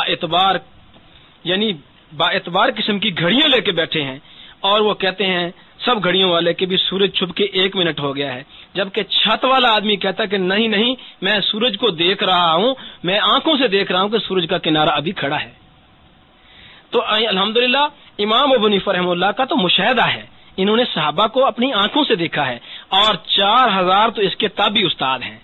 تو اس اعتبار سے بھی حتیٰ کہ حافظ ابن حجر اسقلانی رحمہ اللہ نے بھی ایک موقع پہ بعض احناف کو یہی عرض کیا تھا کہ میرا دل چاہتا ہے کہ میں حنفی ہو جاؤں، کیونکہ آپ کے جتنے مسائل ہیں وہ اصول پر مبنی ہوتے ہیں، آپ کے اصول بڑے مضبوط ہیں، لیکن اللہ تبارک و تعالیٰ سے کوئی ایسا مسئلہ ان کے حق میں نہ ہوا، یعنی ان کو ایک خواب آیا اور ان کے نصیب میں نہیں تھا حنفی بننا، خواب کے اوپر حضرت ابن حجر اسقلانی رحمہ اللہ نے بھروسہ کر لیا اور حنفی ہونے کا انہوں نے اعلان نہ کیا، ورنہ انہوں نے اس کو تحقیق کرنے کے بعد، حالانکہ حافظ ابن حجر اسقلانی رحمہ اللہ حافظ الدنیا ہیں، بہت بڑے عالم تھے شوافع میں سے، انہوں نے جب تحقیق کی، دیکھا دلائل سامنے آئے، تو امام ابو حنیفہ رحمہ اللہ کے مسائل کو اور دلائل کو اصول پر مبنی پایا، جب انہوں نے اس کو قبول کیا۔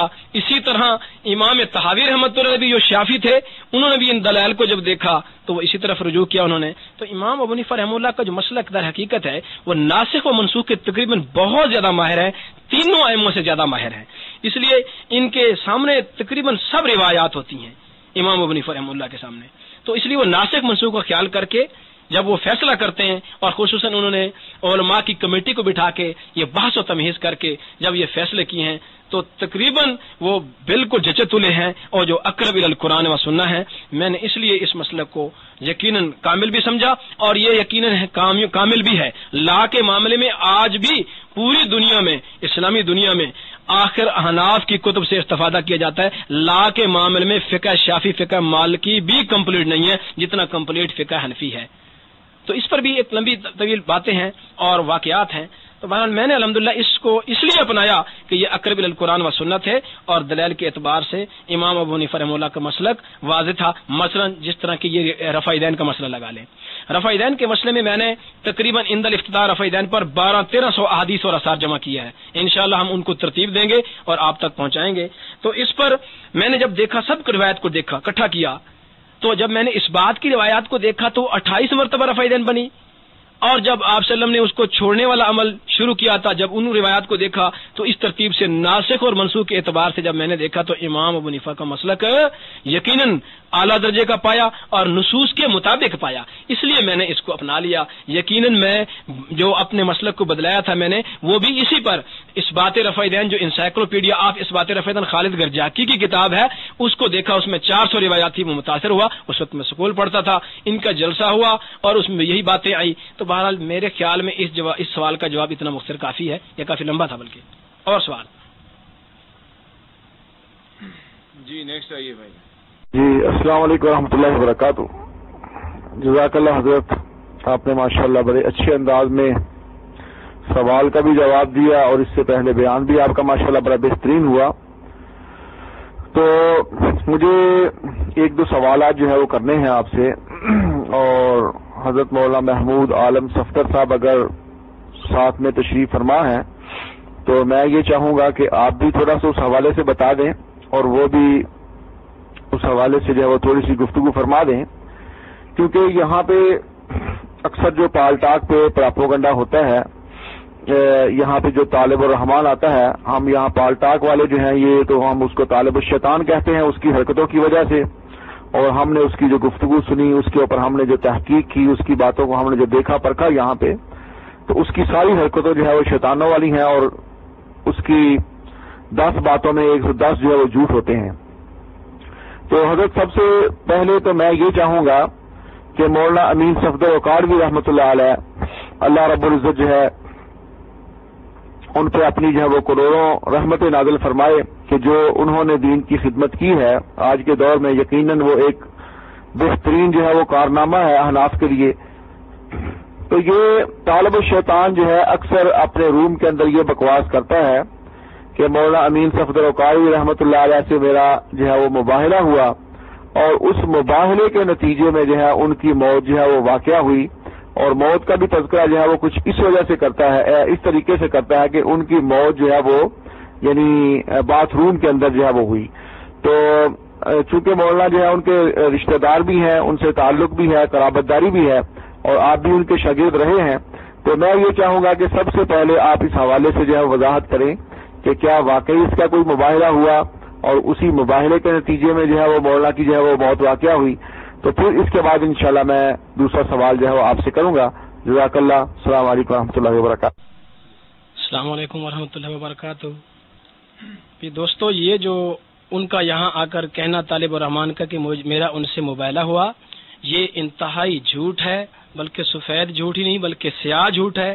لعنت اللہ علی الکاذبین، لعنت اللہ علی الکاذبین، یہ اتنا بڑا جھوٹ ہے کہ کبھی ان سے ان کا مباہلہ نہیں ہوا، اور میں الحمدللہ ان کا شاگرد خاص ہوں، مجھے اچھی طرح یاد ہے مولانا محمود عالم صفدر اوقاڑوی صاحب دامت برکاتہم العالیہ، کیونکہ وہ سو چکے ہیں، اب ان کو بے آرام کرنا مناسب نہیں ہے، تو میں ہی اس کا جواب دے رہا ہوں۔ حضرت میرے تو قریبی استاد ہیں، میں ان کا خاص الخاص شاگرد ہوں۔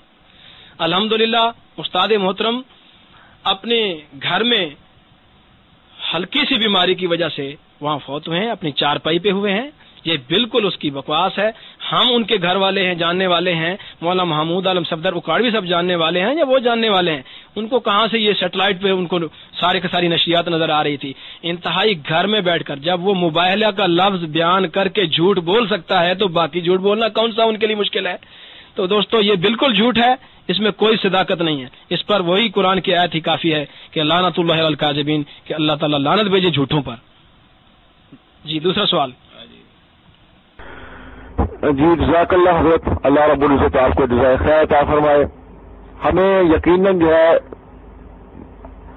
وہ روزے روشن کی طرح یہ یقین تھا کہ اس کی بات کے اندر جو ہے وہ 100% نہیں بلکہ 110% جھوٹ ہے، لیکن پھر بھی ہم یہ چاہتے تھے کہ یہاں پہ اس کی تھوڑی سی جو ہے وہ وضاحت ہو جائے کہ جو حضرت کے قریبی لوگ تھے، جو ان کے شاگرد تھے یا ان کے جو قرابت دار ہیں، سب دوستوں کے سامنے اس بات کی ہم وضاحت کروانا چاہتے تھے۔ اچھا، دوسرا حضرت یہ ایک ساتھی یہاں پہ سوال کر رہے ہیں کہ غیر مقلدین جو ہیں ان کا جو دعویٰ ہے اس پر جو ہے وہ تھوڑی سی روشنی ڈالیں کہ وہ صرف قرآن اور حدیث کو کیوں بنیاد بناتے ہیں، اور دوسرا غیر مقلدین کے آپس میں کتنے فرقے ہیں اور ایک دوسرے پہ کیا کیا الزام لگاتے ہیں، ان کے دعوے کے بارے میں بتا دیں، اور آپس میں جو ان کے فرقے ہیں وہ آپس میں ایک دوسرے کے اوپر کیا کیا فتوے دیتے ہیں، اس کا تھوڑا سا میں نے بھی پہلے تذکرہ کیا تھا، تو آپ اس حوالے سے جو ہے وہ مزید کچھ فرمائیں، اس کے بعد انشاءاللہ میں اپنا جو ہے اس سے بعد والا سوال کروں گا، تو آپ تشریف لائیں مائک پہ۔ جزاک اللہ۔ اصل میں ان کا جو دعویٰ ہے کہ ہم صرف اور قرآن اور حدیث کو مانتے ہیں، یہ محض دعویٰ ہے، کیونکہ قرآن اور حدیث میں اجماع اور قیاس کے ماننے کے لیے حکم موجود ہیں۔ قرآن کی آیات اس پر شاہد ہیں کہ اجماع کو مانا جائے، وہ مستقل دلیل شرعی ہے، اس کی حجت پر قرآن کی آیات موجود ہیں، اور نبی اقدس صلی اللہ علیہ وسلم کی احادیث مبارکہ میں سے احادیث موجود ہیں۔ اسی طرح قیاس کو ماننے پر اللہ کے قرآن کے اندر آیات موجود ہیں اور نبی اقدس صلی اللہ علیہ وسلم کی احادیث موجود ہے۔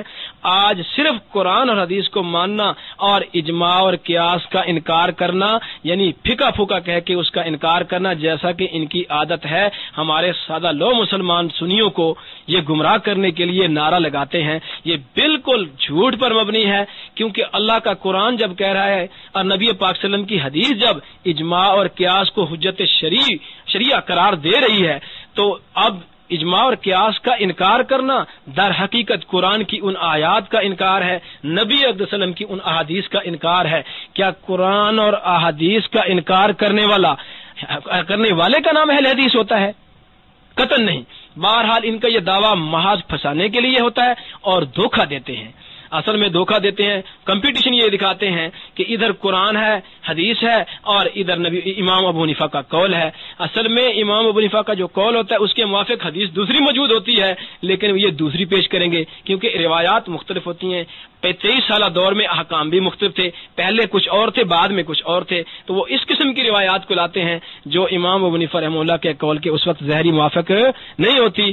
سادہ لو آدمی سمجھ لیتا ہے کہ شاید واقعی امام ابو حنیفہ کا قول حدیث کے خلاف ہے، حالانکہ حدیث کے خلاف نہیں ہوتا، وہ امام ابو حنیفہ رحمہ اللہ کا قول دوسری احادیث کے مطابق ہوتا ہے۔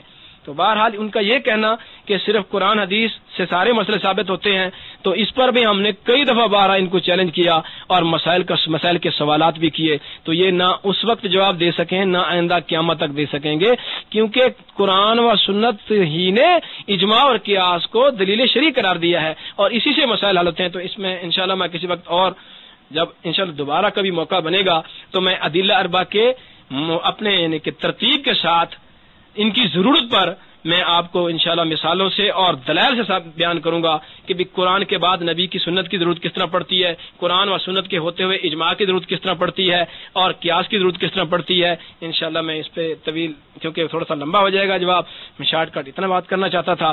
تو یہ جو ان کی بات ہے یہ بالکل قطعاً صحیح نہیں ہے کہ قرآن حدیث کا نام لیتے ہیں۔ قرآن اور حدیث کا نام لینا اور ہے اور قرآن حدیث کو نام لے کر مان کر چلنا اور ہے۔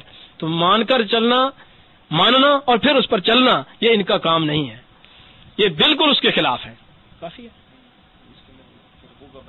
ہاں جی، فرقے جہاں تک ان کے ہیں، ان کے فرقے کافی ہیں، کوئی شبان اہل حدیث ہے، کوئی تنظیم اہل حدیث ہے، کوئی لشکر طیبہ ہے اور کوئی غرباء اہل حدیث ہے، ان میں کافی فرقے ہیں۔ حتیٰ کہ ماضی قریب میں جب انڈیا میں ابھی یہ موجود تھے برطانیہ والے حضرات، ان کی حکومت تھی اس دور میں، اور اس دور سے فوراً بعد یہ عبد القادر روپڑی صاحب جو ہیں، ان کا جو گروپ تھا اور ثناء اللہ امرتسی کا جو گروپ تھا، ان کا آپس میں ایک دوسرے پر کفر کے فتوے تک لگے ہوئے ہیں، ان کی کتب میں موجود ہیں۔ اور اسی طرح غرباء اہل حدیث والے کہتے ہیں کہ امام کے پیچھے کوئی رکوع میں آ کر ملتا ہے تو اس کی نماز بغیر فاتحہ کے ہو جاتی ہے، اور جو روپڑی والا گروپ ہے وہ کہتا ہے نہیں ہوتی۔ تو بہرحال ان کے کافی گروپ ہیں، انشاءاللہ ہم اس کی تفصیل کسی اور وقت بیان کریں گے، اور ان میں آپس میں واقعی اختلاف مذہبی ہے۔ مثلا بعض تو کہتے ہیں کہ رکوع کے اندر، رکوع کے بعد قومے میں ہاتھ باندھیں، اور بعض کہتے ہیں کہ نہ باندھیں۔ اب ان کا آپس میں ٹسر ہے، یعنی بدی الدین راشدی ہاتھ باندھتا تھا سندھ والا، اور بہاولپور کا پروفیسر عبداللہ جو ہے وہ اس کے خلاف انہوں نے کتاب لکھی کہ نہیں ہاتھ چھوڑنے چاہیے۔ تو ان میں آپس میں مسائل کے بھی اختلافات ہیں کافی، انشاءاللہ میں مزید پھر تفصیل سے بیان کروں گا۔ جی نیکسٹ سوال کر لیں ساتھی، اب یہ جو کیو میں کھڑے ہیں یہی حضرات بس اب سوال کر لیں، پھر ہم جو ہے وہ اجازت چاہیں گے۔ جزاک اللہ۔ جی السلام علیکم ورحمۃ اللہ وبرکاتہ۔ جزاک اللہ حضرت، میرا یہ آخری سوال ہے آپ سے کہ یہاں پہ طالب الشیطان جو آتا ہے اس سے ہماری ذاتی طور پہ جو ہے وہ بارہا گفتگو ہوئی، تو ہم نے تو اسے جو ہے اسی طرح دیکھا قرآن کریم کی جو آیت ہے کأنہم حمر مستنفرہ، کہ بدکے ہوئے گدھے کی طرح جو ہے وہ بھاگ جاتا ہے جب بھی ہم نے اس سے بات چیت کرنے کی کوشش کی، لیکن اپنے روم کے اندر بیٹھ کے وہ بڑی جو ہے وہ گیدڑ ببکیاں لگاتا ہے اور وہاں پہ جو ہے وہ بڑے بڑے چیلنج دیتا ہے۔ وہ کہتا ہے جی یہ جو دیوبندی ہیں ان کا عقیدہ جو ہے وہ کفریہ اور شرکیہ ہے اور یہ زہر کا پھیلا پی لیں گے، لیکن عقائد کے اوپر جو ہے وہ کبھی ہم سے بات نہیں کریں گے۔ لیکن ہم نے بارہا اس سے بات چیت کرنے کی کوشش کی عقائد کے اوپر ہی، لیکن وہ گدھے کی طرح جو ہے وہ بھاگ جاتا ہے، بات چیت کرنے کی جو ہے وہ ہمت نہیں رکھتا۔ تو آپ ذرا اس حوالے سے بتا دیں کہ وہاں یہاں پہ آ کے جو بکتا ہے وہ کیا علماء دیوبند کا عقیدہ واقعی جو ہے وہ کفریہ اور شرکیہ ہے کہ جو وہ یہاں پہ جو ہے اتنے بڑے چیلنج کے طور پہ جو ہے پیش کرتا ہے؟ اور دوسرا ذرا تھوڑا سا اس کے حوالے سے بھی بتا دیں کہ اس کا جو ہے وہ مسلک اہل حدیث کے اندر اس شخص کی کتنی اہمیت ہے؟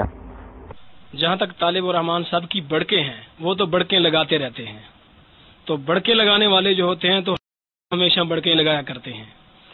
دوست بات یہ ہے کہ یہ طالب الرحمان کا جہاں تک یہ چیلنج ہے کہ اہل و سنت والجماعت حنفیہ دیوبندیہ کے عقائد کفریہ شرکیہ ہیں، اس پر الحمدللہ ہماری بات ہونے والی ہے عنقریب یہاں کھاریہ میں ضلع گجرات میں یہ بات چل رہی ہے۔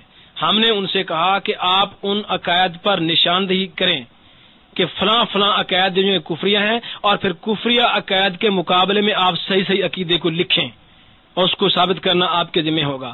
تو بہرحال اس پر ابھی بات چل رہی ہے، انشاءاللہ ہو سکتا ہے کہ 1 مہینے بعد ہمارا مناظرہ ہو ہی جائے اور انشاءاللہ ہم اس کو نکالیں گے۔ لیکن بات یہ ہے کہ عرب کے شیخ ہوں یا یہ طالب الرحمان غیر مقلد ہو، اس کے اوپر آپ پہلے سے یہ سوال کر دیں کہ سماع موتا کا قیل جو ہے، قبر کے مردے کا سماع کا قیل جو ہے، اس کے اوپر قرآن و سنت کے اعتبار سے کون سا فتویٰ لگتا ہے کہ جو قیل ہو کہ قبر کا مردہ سنتا ہے، آیا وہ کافر ہے مشرک ہے کون ہے؟ جب وہ فتویٰ لگائیں گے یہ جلدی سے کافر مشرک کا لگائیں گے، ان کو بڑا حیضہ ہوتا ہے توحید کا۔ تو جب یہ فتویٰ لگا دیں تو آپ کتاب الجنائز صحیح بخاری کھول لیں اور وہاں پر مستقل امام بخاری علیہ رحمت کا باب ہے کتاب الجنائز میں کہ باب اس چیز کا بیان کہ مردہ جو ہے وہ مردہ جو ہے قبر میں رکھنے والا وہ جوتوں کی چاپ تک سنتا ہے، جوتوں کی چاپ آہٹ تک سنتا ہے۔ یہ امام بخاری علیہ رحمت نے ایک باب باندھا کہ باب المیت کرانے علیہم، اور اسی طرح باب و کلام المیت علی الجنازہ، دوسرا باب باندھا کہ مردہ جو ہے اپنے جنازہ چارپائی پر اٹھائے ہوئے اور باتیں بھی کرتا ہے۔ تو آپ کہیں کہ جو یہ قیل ہو کہ مردہ باتیں کرتا ہے اور یہ قیل ہو جو قبر میں جا کر وہ جوتوں کی چاپ بھی آہٹ بھی سنتا ہے، ایسے شخص یعنی قبر میں مطلق رکھنا، ایسے نہ بیان کرنا کہیں وہ بچا جائیں اپنے آپ کو، مطلق رکھنا کہ قبر کے مردے کے سماع کا قیل جو ہے، جو قیل ہو اس کے اوپر قرآن و سنت میں کیا فتویٰ لگتا ہے، وہ کافر ہے مشرک ہے کیا ہے؟ جب یہ آپ ان سے فتویٰ لگا لیں گے تو امام بخاری علیہ رحمت کو آگے کر دیں، کیونکہ امام بخاری علیہ رحمت کا باب باندھنا یہ ان کا مذہب ہے، اور عند العلماء مشہور بات ہے فقہ بخاری فی الابواب والتراجم، یہ جو امام بخاری علیہ رحمت کا مذہب اور فقہ ہے، یہ اس کی صحیح بخاری میں جو ابواب ہے نا، ابواب ہینڈ رائٹنگ جو اوپر لگے عنوان قائم کرتے ہیں، یہ ان امام بخاری علیہ رحمت کا مذہب ہے۔ تو پھر ان کو کہنا کہ بھائی باقی والوں کو کافر مشرک تو بعد میں کہنا، ذرا امام بخاری پر ہاتھ صاف کر لو، عرب کا شیخ کوئی ہو یا یہ ہوں غیر مقلد، ان کو آپ چیلنج کریں اس پر کہ یہ اگر اس پہ آپ فتویٰ جو لگائیں، آپ اس فتوے کے آگے آ کون رہے، آپ سب سے پہلے فتویٰ امام بخاری پر لگائیں، پھر بعد میں آگے بات چلے گی۔ تو بہرحال اس انداز سے آپ بات کریں۔ دوسری بات یہ کہ طالب الرحمان کے بارے میں جو آپ یہ بات کر رہے تھے، وہ ان کا کوئی اتنا اپنے حلقے میں تو مقام ہے، ان کا اپنے حلقے میں تو مقام ہے کہ یہ بڑا مناظرہ ہے ہمارا، باقی اس کے علاوہ محقق جو ہیں وہ دوسرے کو سمجھتے ہیں، اس کو سمجھتے نہیں ہیں۔ تو کافی ہے یہ جواب انشاءاللہ۔ جی نیکسٹ ہے بھائی جان۔ السلام علیکم ورحمۃ اللہ وبرکاتہ۔ جزاکم اللہ خیر حضرت۔ ایک سوال ہے کہ بعض غیر مقلد یہ سوال کرتے ہیں کہ جب امام ابو حنیفہ رحمۃ اللہ علیہ نے قرآن و حدیث سے مسائل کا ماخذ کیا اور انہوں نے فقہ کو ترتیب دی، تو اس کے بعد پھر جو 3 ائمہ تھے اس کے بعد انہوں نے پھر امام ابو حنیفہ کی فقہ کو کیوں نہیں اپنایا، اور اس طرح پھر امام مالک، پھر امام شافعی اور امام احمد بن حنبل نے انہوں نے پھر اپنی فقہ کو کیوں ترتیب دی؟ تو یہ ایک سوال غیر مقلد کرتے ہیں۔ جزاکم اللہ خیر۔ السلام علیکم۔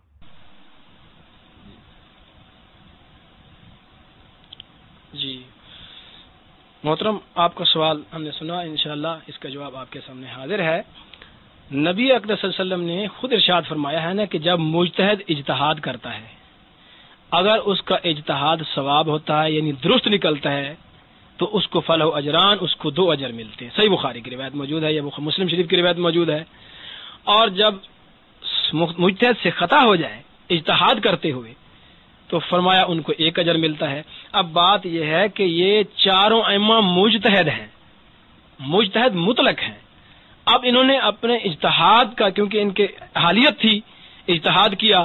اب اجتہاد کا خطا اور ثواب ہونا دونوں نبی پاک صلی اللہ علیہ وسلم نے بھی بیان کر دیا، اور ہمارے ہاں بھی یہی تعریف ہے مجتہد کی کہ مجتہد یختی و یصیب، ان سے صحیح بات بھی ہو جاتی ہے، ان سے خطا بھی ہو جاتی ہے. تو بھئی امام ابو حنیفہ رحمہ اللہ کا اجتہاد اپنا تھا، اس نے اپنی سمجھ کے مطابق کیا، اور امام مالک رحمۃ اللہ نے اپنی سمجھ کے مطابق کیا، امام شافعی رحمہ اللہ نے اپنی سمجھ کے مطابق کیا، امام احمد بن حنبل رحمہ اللہ نے اپنی سمجھ کے مطابق کیا، کیونکہ وہ مجتہد تھے، اجتہاد کی اہلیت رکھتے تھے، ان میں شرائط پائی جاتی تھی، اس لیے ان کا اجتہادی اصل میں دیکھیں اجتہادی مسائل جو ہوتے ہیں ان مسائل میں ہے جہاں روایات متعارضہ ہو جائیں، آپس میں تعارض آ جائے، تو وہاں جہاں اجتہاد کرنے کی ضرورت ہوتی ہے وہاں اجتہاد ہوتا ہے. کچھ مسائل ایسے ہیں جو نصوص میں ہیں لیکن متعارضہ ہیں، جو غیر متعارضہ مسائل ہیں نصوص میں، اس پہ تو اجتہاد کی یا تقلید کی ضرورت ہی نہیں ہوتی. اور جن مسائل کو ہم جانتے ہیں معلوم و تقدیم و تاخیر ہیں پہلے یا بعد کے، اس پر بھی تقلید کی ضرورت نہیں ہوتی، اجتہاد کی ضرورت نہیں ہوتی. لیکن جن مسائل میں یہ وضاحت نہ ہو، غیر معلوم و تقدیم و تاخیر بھی ہوں اور آپس میں نصوص متعارض ہوں، وہاں اجتہاد کی ضرورت پڑتی ہے. وہاں اب مجتہد سے خطا بھی ہوتی ہے اور صحیح بات بھی ہوتی ہے. تو اب امام اللہ تعالیٰ نے تو مجتہد جو مطلق ہے، جو اس کا اہلیت رکھنے والا ہے، اس کے اگر صحیح بات نکل آئی نصوص کے مطابق یعنی صحیح طریقے سے، تب اس کو 2 اجر ملیں گے. اگر خطا ہو جائے تو اللہ تعالیٰ خطا ان کو معاف کرتے ہیں اور اجر 1 دیتے ہیں. بات رہی یہ بات کہ امام مالک، امام شافعی، امام احمد بن حنبل، امام ابو حنیفہ رحمہ اللہ کے مقلد نہیں تھے. ان کے مقلد ہوتے تو یقیناً ان کی تقلید کرتے. وہ خود مجتہد تھے، اجتہاد کیا، اس لیے ان کی اپنی ذاتی رائے ہے. بعض مسائل میں ان سے خطا ہو گئی، بعض مسائل میں خطا نہیں ہوئی. تو یہ باتیں ایسی ہیں اتحادی اعتبار سے، کیونکہ غیر معلوم و تقدیم و تاخیر مسائل ہیں اس لیے. اور 2 رائے کا آ جانا یہ کوئی اچنبے کی بات نہیں ہے. جیسے قرآن کی 7 قراتیں حق ہیں، حالانکہ صحابہ کرام رضوان اللہ علیہم اجمعین قرات کے اختلاف پر لڑنے تک قریب ہو گئے، اور 2 صحابہ ایسے جو آپس میں لڑنے کے قریب ہو گئے، نبی پاک صلی اللہ علیہ وسلم کے پاس پہنچ گئے اور آپ صلی اللہ علیہ وسلم نے دونوں کی علیحدہ وہی ایک ہی صورت کی قرات سنی. آپ نے فرمایا دونوں صحیح ہیں، 7 قراتوں پر یہ قرآن نازل ہوا، تو 7 قراتیں ہی صحیح ہیں. اور یہ 2 قسم کی رائے کو اللہ کے رسول نے خود بھی صحیح قرار دیا، یہ کوئی ضروری نہیں ہے. جی یہ جواب کافی ہے آپ کے لیے. جی السلام علیکم ورحمۃ اللہ وبرکاتہ. بھائی حمزہ رضوی بھائی، میں نے آپ کا انتظار کیا، آپ مائک پہ نہیں آئے. اگر آپ موجود ہو تو ٹیکسٹ میں لکھ دیں، پھر میں آپ کے لیے مائک چھوڑ دیتا ہوں. میرے خیال میں حضرت موجود نہیں ہے حمزہ رضوی بھائی. حضرت میرا یہ سوال ہے کہ یہ جو طالب الرحمان صاحب ہے، یہ تو حضرت جو ہے ان کا تو مناظرے کا جو ہے وہ اسٹائل ایک دم مختلف ہے. اب یہ حال ہی میں مہینے پہلے جو ہے ایک مناظرہ پیلٹاک میں اس نے کیا تھا، تو حضرت 2 جو ہے موضوعات تھے. ایک موضوع تھا کہ غیر مقلد جو ہے منکرین حدیث ہے، اور دوسرا موضوع تھا جناب وہ زبردستی اس موضوع کو لے آیا کہ جی وہ ہمارے عقائد پر بات کرے گا. تو گھنٹہ اس نے اپنی طرف سے جو ہے وہ طے کر لیا. تو حضرت جو پہلا گھنٹہ تھا بڑی مشکل سے اس سے جو ہے وہ گزار پایا، وہ کوئی اس کو 24 گھنٹے لگا وہ گھنٹہ. اور پھر جو ہے حضرت جو اس نے اپنا موضوع شروع کیا تو وہ کتابیں پڑھنا شروع کر دی کہ جی دیوبندیوں کی فلانی کتاب میں یہ ہے، دیوبندیوں کی فلاں کتاب میں یہ ہے. تو وہ تو کتابیں پڑھ کے جو ہے مناظرہ کرتا ہے. تو حضرت اس مناظرے کا میں نے بھی اس کو چیلنج کیا ہے، مجھ سے 24 گھنٹے کا مناظرہ کر لو، تم بھی کتابیں پڑھتے چلے جاؤ، میں بھی تمہاری کتابیں پڑھتا چلا جاتا ہوں. اس میں علمی بات کون سی ہو گئی؟ تو حضرت وہ علمی باتیں تو کچھ کرتا نہیں، کتابوں میں تعریفیں کر کے جو ہے وہ پڑھتا ہے. تو حضرت آپ حضرات کا وقت جو ہے وہ ضائع نہیں ہوتا ایسے شخص کے ساتھ مناظرہ کر کے. اور اس کو تو ایک ہی چیز آتی ہے، مناظرہ کر لو، مناظرہ کر لو، مناظرہ کر لو. اس کے علاوہ تو حضرت اس کو کچھ آتا ہی نہیں ہے. کبھی اس نے پیلٹاک میں آ کر جناب کوئی علمی بات نہیں کی، کبھی لوگوں کی اصلاح کی کوشش نہیں کی، کبھی قادیانیوں کے خلاف بات نہیں کی، کبھی اس نے شیعوں کے خلاف بات نہیں کی. اگر بات کی ہے تو علماء دیوبند کے خلاف بات کی ہے. تو حضرت یہ تو بالکل فضول قسم کا جو ہے وہ آدمی ہے. تو حضرت ان سے مناظرہ نہ کیا کرے، میرا تو مشورہ یہ ہے.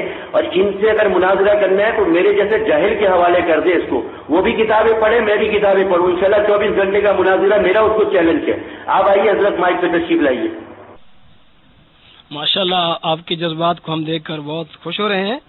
یقیناً آپ ان کے سامنے بے شک آئیں، لیکن بات یہ ہے کہ یہ تو ہے نہ صرف مداری اپنی قوم کو خوش کرنے کے لیے ایسی بڑھ کے لگاتا رہے کہ مناظرہ کرو، کتابیں پڑھنا شروع کر دو. کتابیں اگر یہ پڑھے گا تو ہم بھی پڑھیں گے، یہ تو کوئی بات نہیں ہے.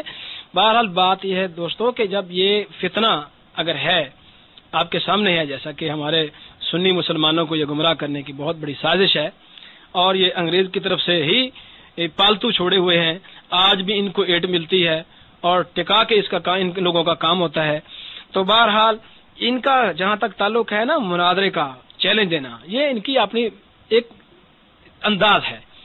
بہرحال مناظرہ ہمیں اس لیے کرنا پڑتا ہے کہ لوگوں کے سامنے کہیں یہ نہ باور کرا دیں کہ بھی دیکھیں ہمارے سامنے کوئی مناظرہ کرنے آتا نہیں ہے. واقعی یہ اسی قسم کا فضول آدمی ہے. جہاں تک کتابوں کا تعلق ہے، اگر کتابیں یہ پڑھتا تو ہم بھی کتابیں پڑھیں گے. ابھی میں نے صحیح بخاری کا حوالہ دیا، امام بخاری علیہ رحمت کا، تو اگر اس طرح کی باتیں یہ کرتا ہے تو پھر اس پر پہلے امام بخاری پر چڑھائی کر دے. امام بہقی کے حوالے اکثر دیتے ہیں. امام بہقی رحمہ اللہ حیات الانبیاء پر مستقل کتاب لکھی، ان کا یہ عقیدہ ہے.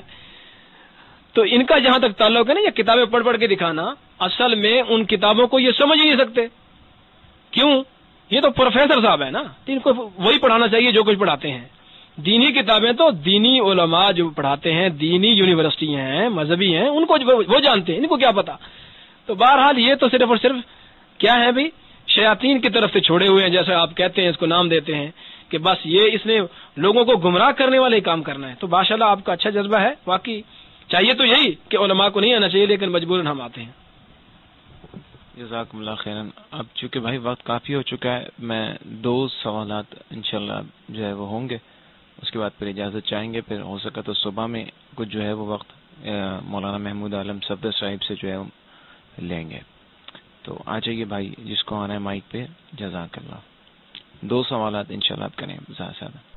حضرت ایک سوال یہ ہے کہ یہ جیسے بھی آپ نے حدیثوں کے متعلق اور حضرت امام بخاری رحمۃ اللہ علیہ کے متعلق بتایا ہے، ایک غیر مقلد یہاں پہ اعتراض یہ کرتے ہیں کہ جب حضرت امام اعظم امام ابو حنیفہ رحمۃ اللہ علیہ نے فقہ لکھی، اس وقت تو حدیثیں جمع ہی نہیں تھی، تو یہ انہوں نے یہ فقہ ترتیب ہی نہیں دی کیونکہ ان کو حدیثیں پتہ ہی نہیں تھا ان کو، اور یہ ان کی لکھی ہوئی نہیں ہے. یہ تو بعد میں ان کے شاگردوں وغیرہ نے کتابیں لکھی ہیں، کیونکہ اس وقت تو حدیثیں نہیں تھی. حدیثوں کا مجموعہ تو آ کے ہوا ہے 3ویں صدی ہجری میں، تو اس وقت تو نہیں تھا. تو یہ فقہ جو ہے یہ ان کے شاگردوں نے یا باقی لوگوں نے لکھی ہے بعد میں، یا یہ جو جتنے بھی حنفی ہیں یہ غلط خود سے ترتیب دیے ہوئے مسائل کو امام اعظم امام ابو حنیفہ رحمۃ اللہ علیہ کی طرف منسوب کرتے ہیں.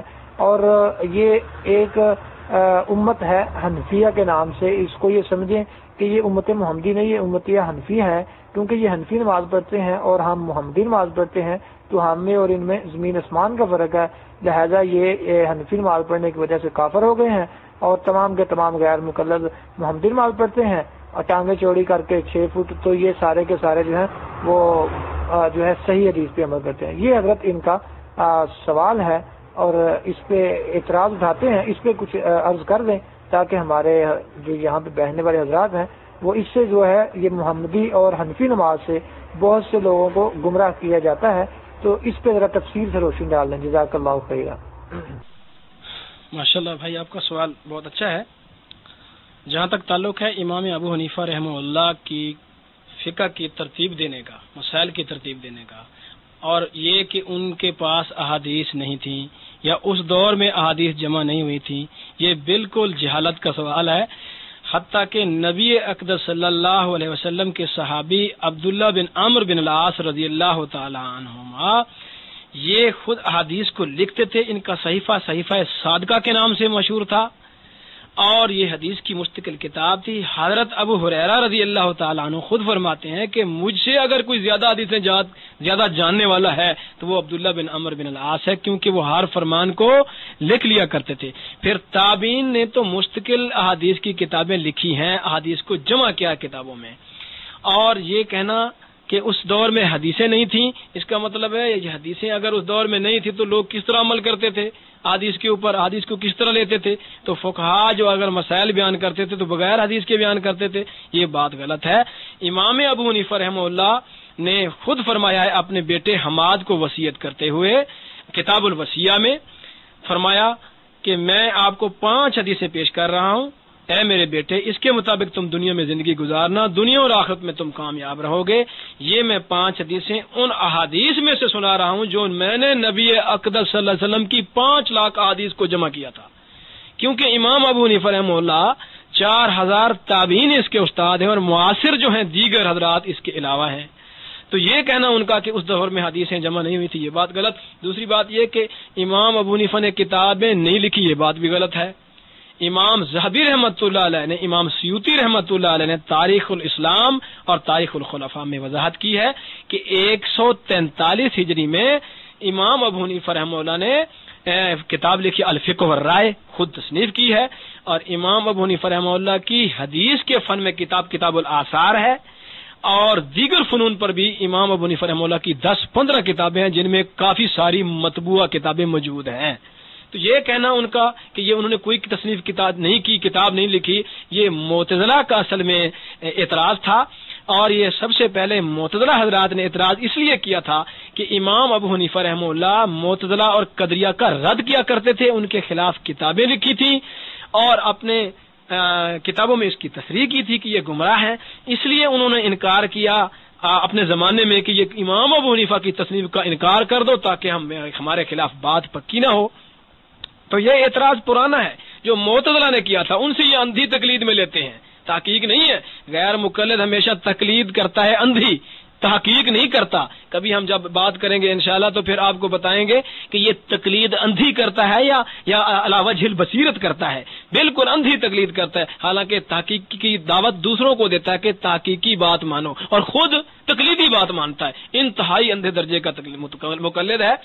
تو بہرحال یہ جو بات کہنا کہ امام ابو حنیفہ رحمہ اللہ نے خود تصنیف نہیں کی، ایک تو یہ آپ کو بتا دیں کہ امام ابو حنیفہ رحمہ اللہ نے خود تصنیفات کی ہیں اور ان سے روایات جو کی ہیں شاگردوں نے. یہ اسی طرح ہے جس طرح صحیح بخاری امام بخاری علیہ رحمت نے پہلے خود لکھی تھی، پھر یہ جو نسخہ آپ کے سامنے آج موجود ہے یہ محمد بن یوسف فربری اور محمد بن جعفر وراق نے لکھا ہے، امام بخاری کے ہاتھ کا لکھا ہوا نہیں ہے.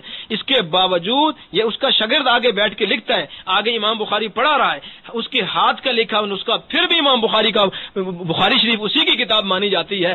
اسی طرح امام ابو حنیفہ رحمہ اللہ کی کتابیں شاگرد املا کرتے تھے، لکھتے تھے، لیکن امام ابو حنیفہ اس کے نسخے خود اپنے ہاتھ سے لکھے ہوئے تھے اور اس کو وہ پڑھاتے تھے. اگر شاگردوں کے لکھنے سے امام کی کتاب نہیں رہتی تو بخاری بھی امام بخاری کی کتاب نہیں، اس کا انکار کر دیں. تو دوستو یہ اعتراض جہالت پر مبنی ہے، علم پر مبنی نہیں ہے. جہی یہ بات کہ ہماری نماز محمدی ہے اور ان کی نماز حنفی ہے. ہم نے تقریباً 7 مئی کو یہ گھوٹکی سندھ میں ایک جگہ ہے، ڈیر کی سندھ میں ایک جگہ ہے، وہاں یہی ہم نے ان کے ساتھ مناظرہ طے کیا تھا کہ آپ بما احکام نماز کے مسائل تکبیر تحریمہ سے لے کر سلام تک اس کے ایک ایک حرکات اور سکنات، حیت اور کیفیت پر آپ بما احکام قرآن اور حدیث سے صرف وضاحتاً حکم کے اعتبار سے ثابت کر دیں تو ہم فقہ اور اجماع اور قیاس کو چھوڑ کر آپ کے مذہب کو اختیار کر لیں گے. لیکن 7 مئی کو ہم نے 10 بجے طے تھا، 4 بجے تک ہم بیٹھے رہے، یہ ہمارے سامنے نہیں آئے اور نہ ہی یہ کبھی اس مسئلے پر آ سکتے ہیں. ہم نے کہا صرف نماز محمدی جس کو کہتے ہو تم لوگ اپنی طرف سے کہ تکبیر تحریمہ سے لے کر سلام تک جس کیفیت حیت سے تم نماز پڑھ رہے ہو اس کو بما احکام قرآن اور حدیث سے ثابت کر دو، ہم ان کے ہاتھ پر بیعت کر لیں گے. عرب اور عجم کا کوئی غیر مقلد اگر اس چیلنج کو قبول کر سکتا ہے تو سامنے آ جائے، بات ہو جائے گی. رہی بات یہ کہ ہماری نماز حنفی ہے یا محمدی ہے، الحمدللہ ہماری نماز یہی اسی وجہ سے کہتے ہیں حنفی ہے کہ اس میں رفع دین نہیں ہے، اسی وجہ سے کہتے ہیں کہ اس میں امام کے پیچھے فاتحہ نہیں پڑھتے، اسی وجہ سے کہتے ہیں کہ وہ ہم آمین ہستہ کہتے ہیں. اتنی سی باتیں چند ہیں، ٹانگیں چوڑی نہیں کرتے، چند باتوں کی وجہ سے یا سینے پر ہاتھ نہیں باندھتے، چند باتوں چند مسائل کی وجہ سے ہماری نماز حنفی ہو گئی ہے. دوستو جس انداز سے ہم شروع سے لے کر آخر تک پڑھتے ہیں الحمدللہ یہ ادلہ اربع سے ثابت ہے، قرآن سے بھی ثابت ہے، نبی کی سنت سے بھی ثابت ہے، اجماع امت سے بھی ثابت ہے، فقہا کے اجتہاد سے بھی ثابت ہے. ہماری نماز تو مدلل 4 دلائل سے ثابت ہے، الحمدللہ یہی نماز محمدی ہے. کیوں؟ اصل میں دیکھیں صحیح بخاری میں روایت، صحیح بخاری جلد اول صفحہ 114 پر یہ روایت موجود ہے کہ حضرت ابو حمید سعدی رضی اللہ تعالیٰ عنہ نبی اکرم صلی اللہ علیہ وسلم کی صلاۃ کا ذکر کرتے ہیں اور اس میں نبی پاک صلی اللہ علیہ وسلم کی نماز کو بیان کرتے ہوئے صرف شروع نماز کی رفع دین کو ذکر کرتے ہیں، رکوع کرتے ہیں، رکوع سے سر اٹھاتے ہوئے کوئی رفع دین بیان نہیں کرتے اور ہم بھی نہیں کرتے، اور اس کو وہ صلاۃ رسول کہتے ہیں. کیا فرماتے ہیں؟ یہ صلاۃ رسول ہے. صحیح ابن خزیمہ میں بھی ابو حمید سعدی سے روایت موجود ہے اس میں بھی حضرت ابو حمید سعدی رضی اللہ تعالیٰ نبی اکرم صلی اللہ علیہ وسلم کی نماز کو بیان کرتے ہیں، صلاۃ کو بیان کرتے ہیں، شروع نماز کی رفع دین کو بیان کرتے ہیں، رکوع میں جاتے ہیں، رکوع سر اٹھاتے ہیں، سجدہ کرتے ہیں، کوئی رفع دین بیان نہیں کرتے، ہم بھی نہیں کرتے، اور آخر میں سارے انصاری صحابہ تابعین سے یہ نقل کرتے ہیں کہ یہی صلاۃ رسول تھی جس کو آپ نے ابھی بیان کیا۔ تو ہماری صلاۃ رسول الحمدللہ بخاری شریف سے اور ابن خزیمہ سے دیگر کتب احادیث سے بھی ثابت ہے۔ تو بات ہوگی انشاءاللہ بات وہ نشاندہی کریں گے نا کون سی وہ آپ کی جو ایسا حصہ ہے نماز کا جو غیر محمدی ہے۔ لیکن دوستو جیسے قرآن پوری دنیا کے پاس یہ قاری عاصم کوفی کی قرات پر یہ سب غیر مقلدین پڑھ رہے ہیں، اور یہ کوفے سے قرآن ہو کے آیا ہے، جو مدینے سے جو قرآن چلا تھا کوفے سے ہو کر آیا، تو کیا بدل گیا تھا؟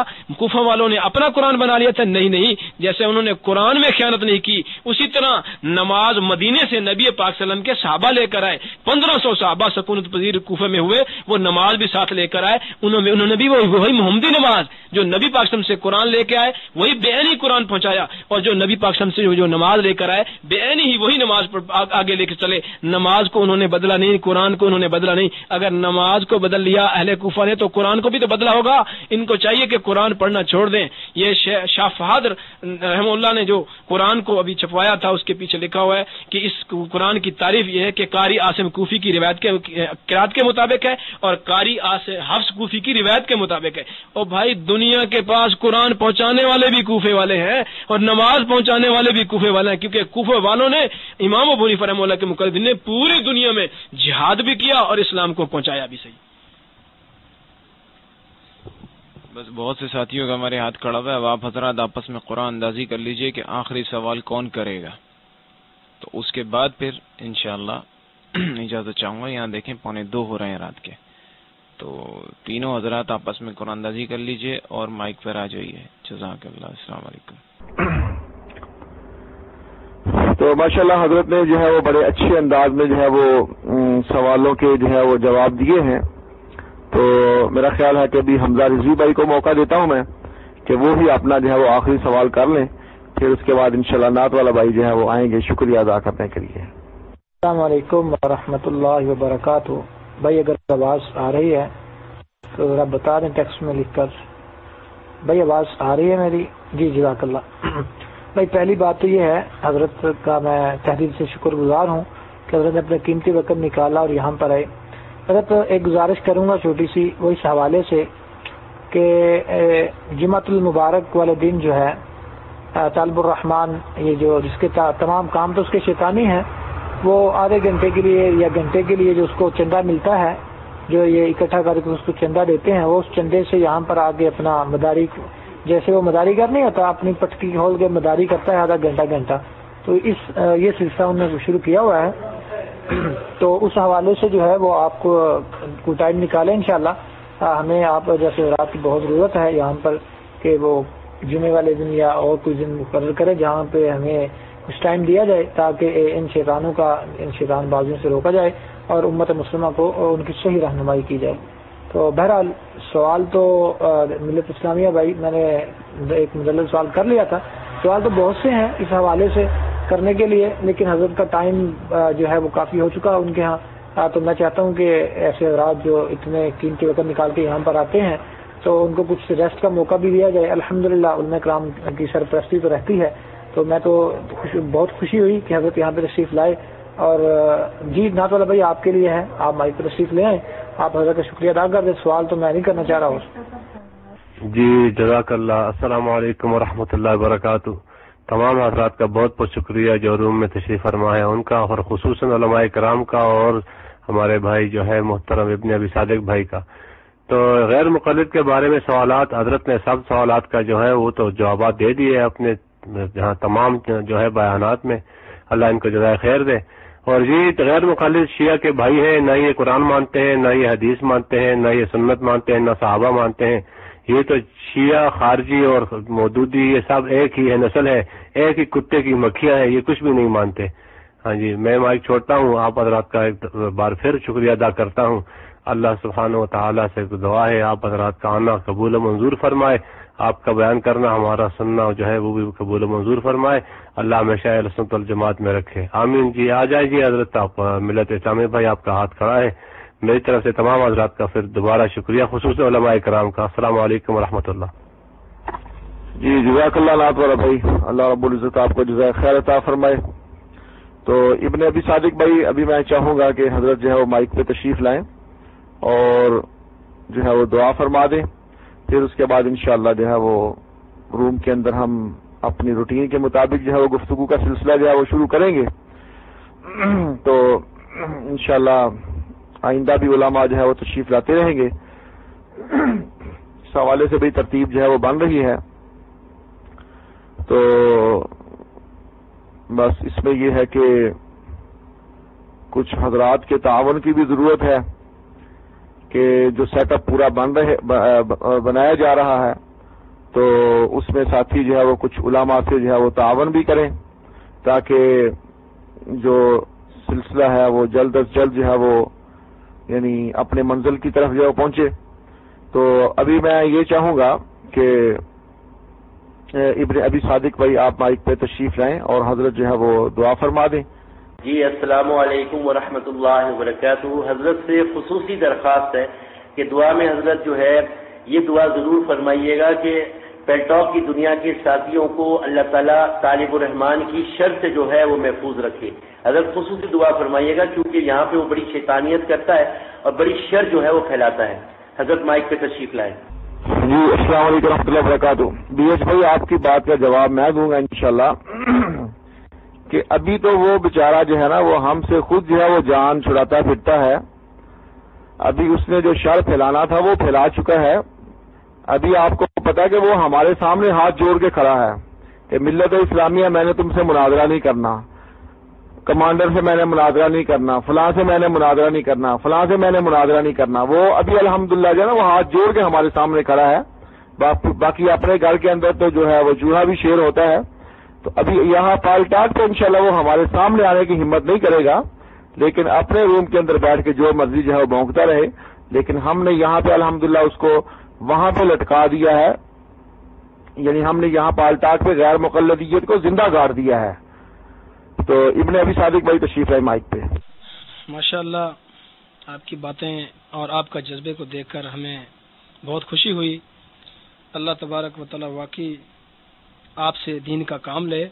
ہم انشاءاللہ تعالی یہ سیٹ اپ بنا رہے ہیں سرگودا میں اور ہم روزانہ انشاءاللہ ان کا تعاقب کریں گے اور وہاں بیٹھ کر تحقیقی اور ریسرچ سے بات کریں گے انشاءاللہ، باحوالہ ہوگی اور وہ ساری کتابیں انشاءاللہ سامنے رکھیں گے۔ جیسے یہ پڑھتا ہے کتابیں ہم انشاءاللہ پڑھیں گے، کیا آپ سب کے سامنے لائیں گے انشاءاللہ۔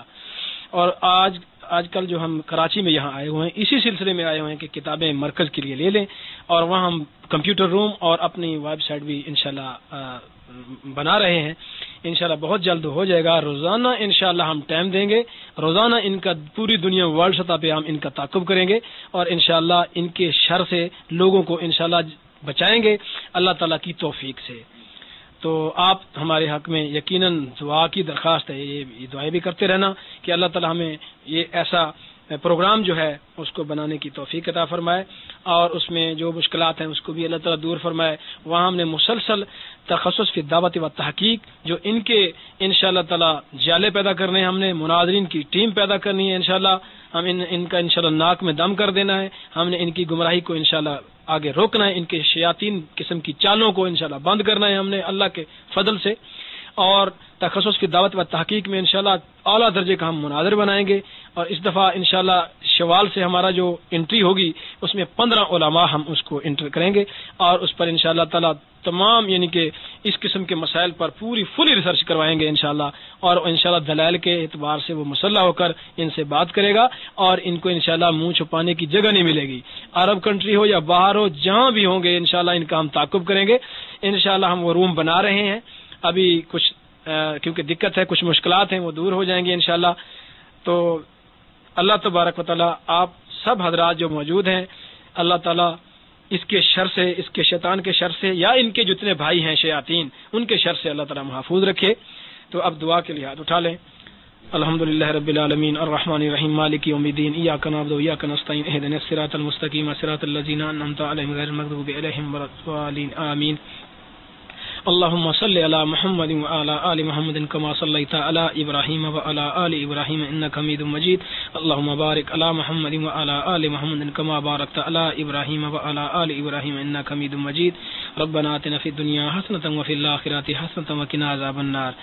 اے اللہ ہمیں اور ہمارے گھروں میں نبی اکرم صلی اللہ علیہ وسلم کے سنت طریقوں کو جاری فرما۔ اے اللہ شیطان کے شر سے بچا۔ اے اللہ غیر مقلدین جو شیاطین ہیں ان کے شرور سے اے اللہ محفوظ فرما۔ اے اللہ دیگر جو فتنے دنیا میں ہیں اے اللہ ہمارے سادہ لوگ سنی مسلمانوں کو ان کے فتنوں سے محفوظ فرما۔ اے اللہ باطل فرقوں کا مقابلہ کرنے کی توفیق عطا فرما۔ اے اللہ ہر طرح سے ہمیں اے اللہ ہماری مدد فرما۔ اے اللہ تمام بیمار مسلمانوں کو اے اللہ شفائے کاملہ عطا فرما۔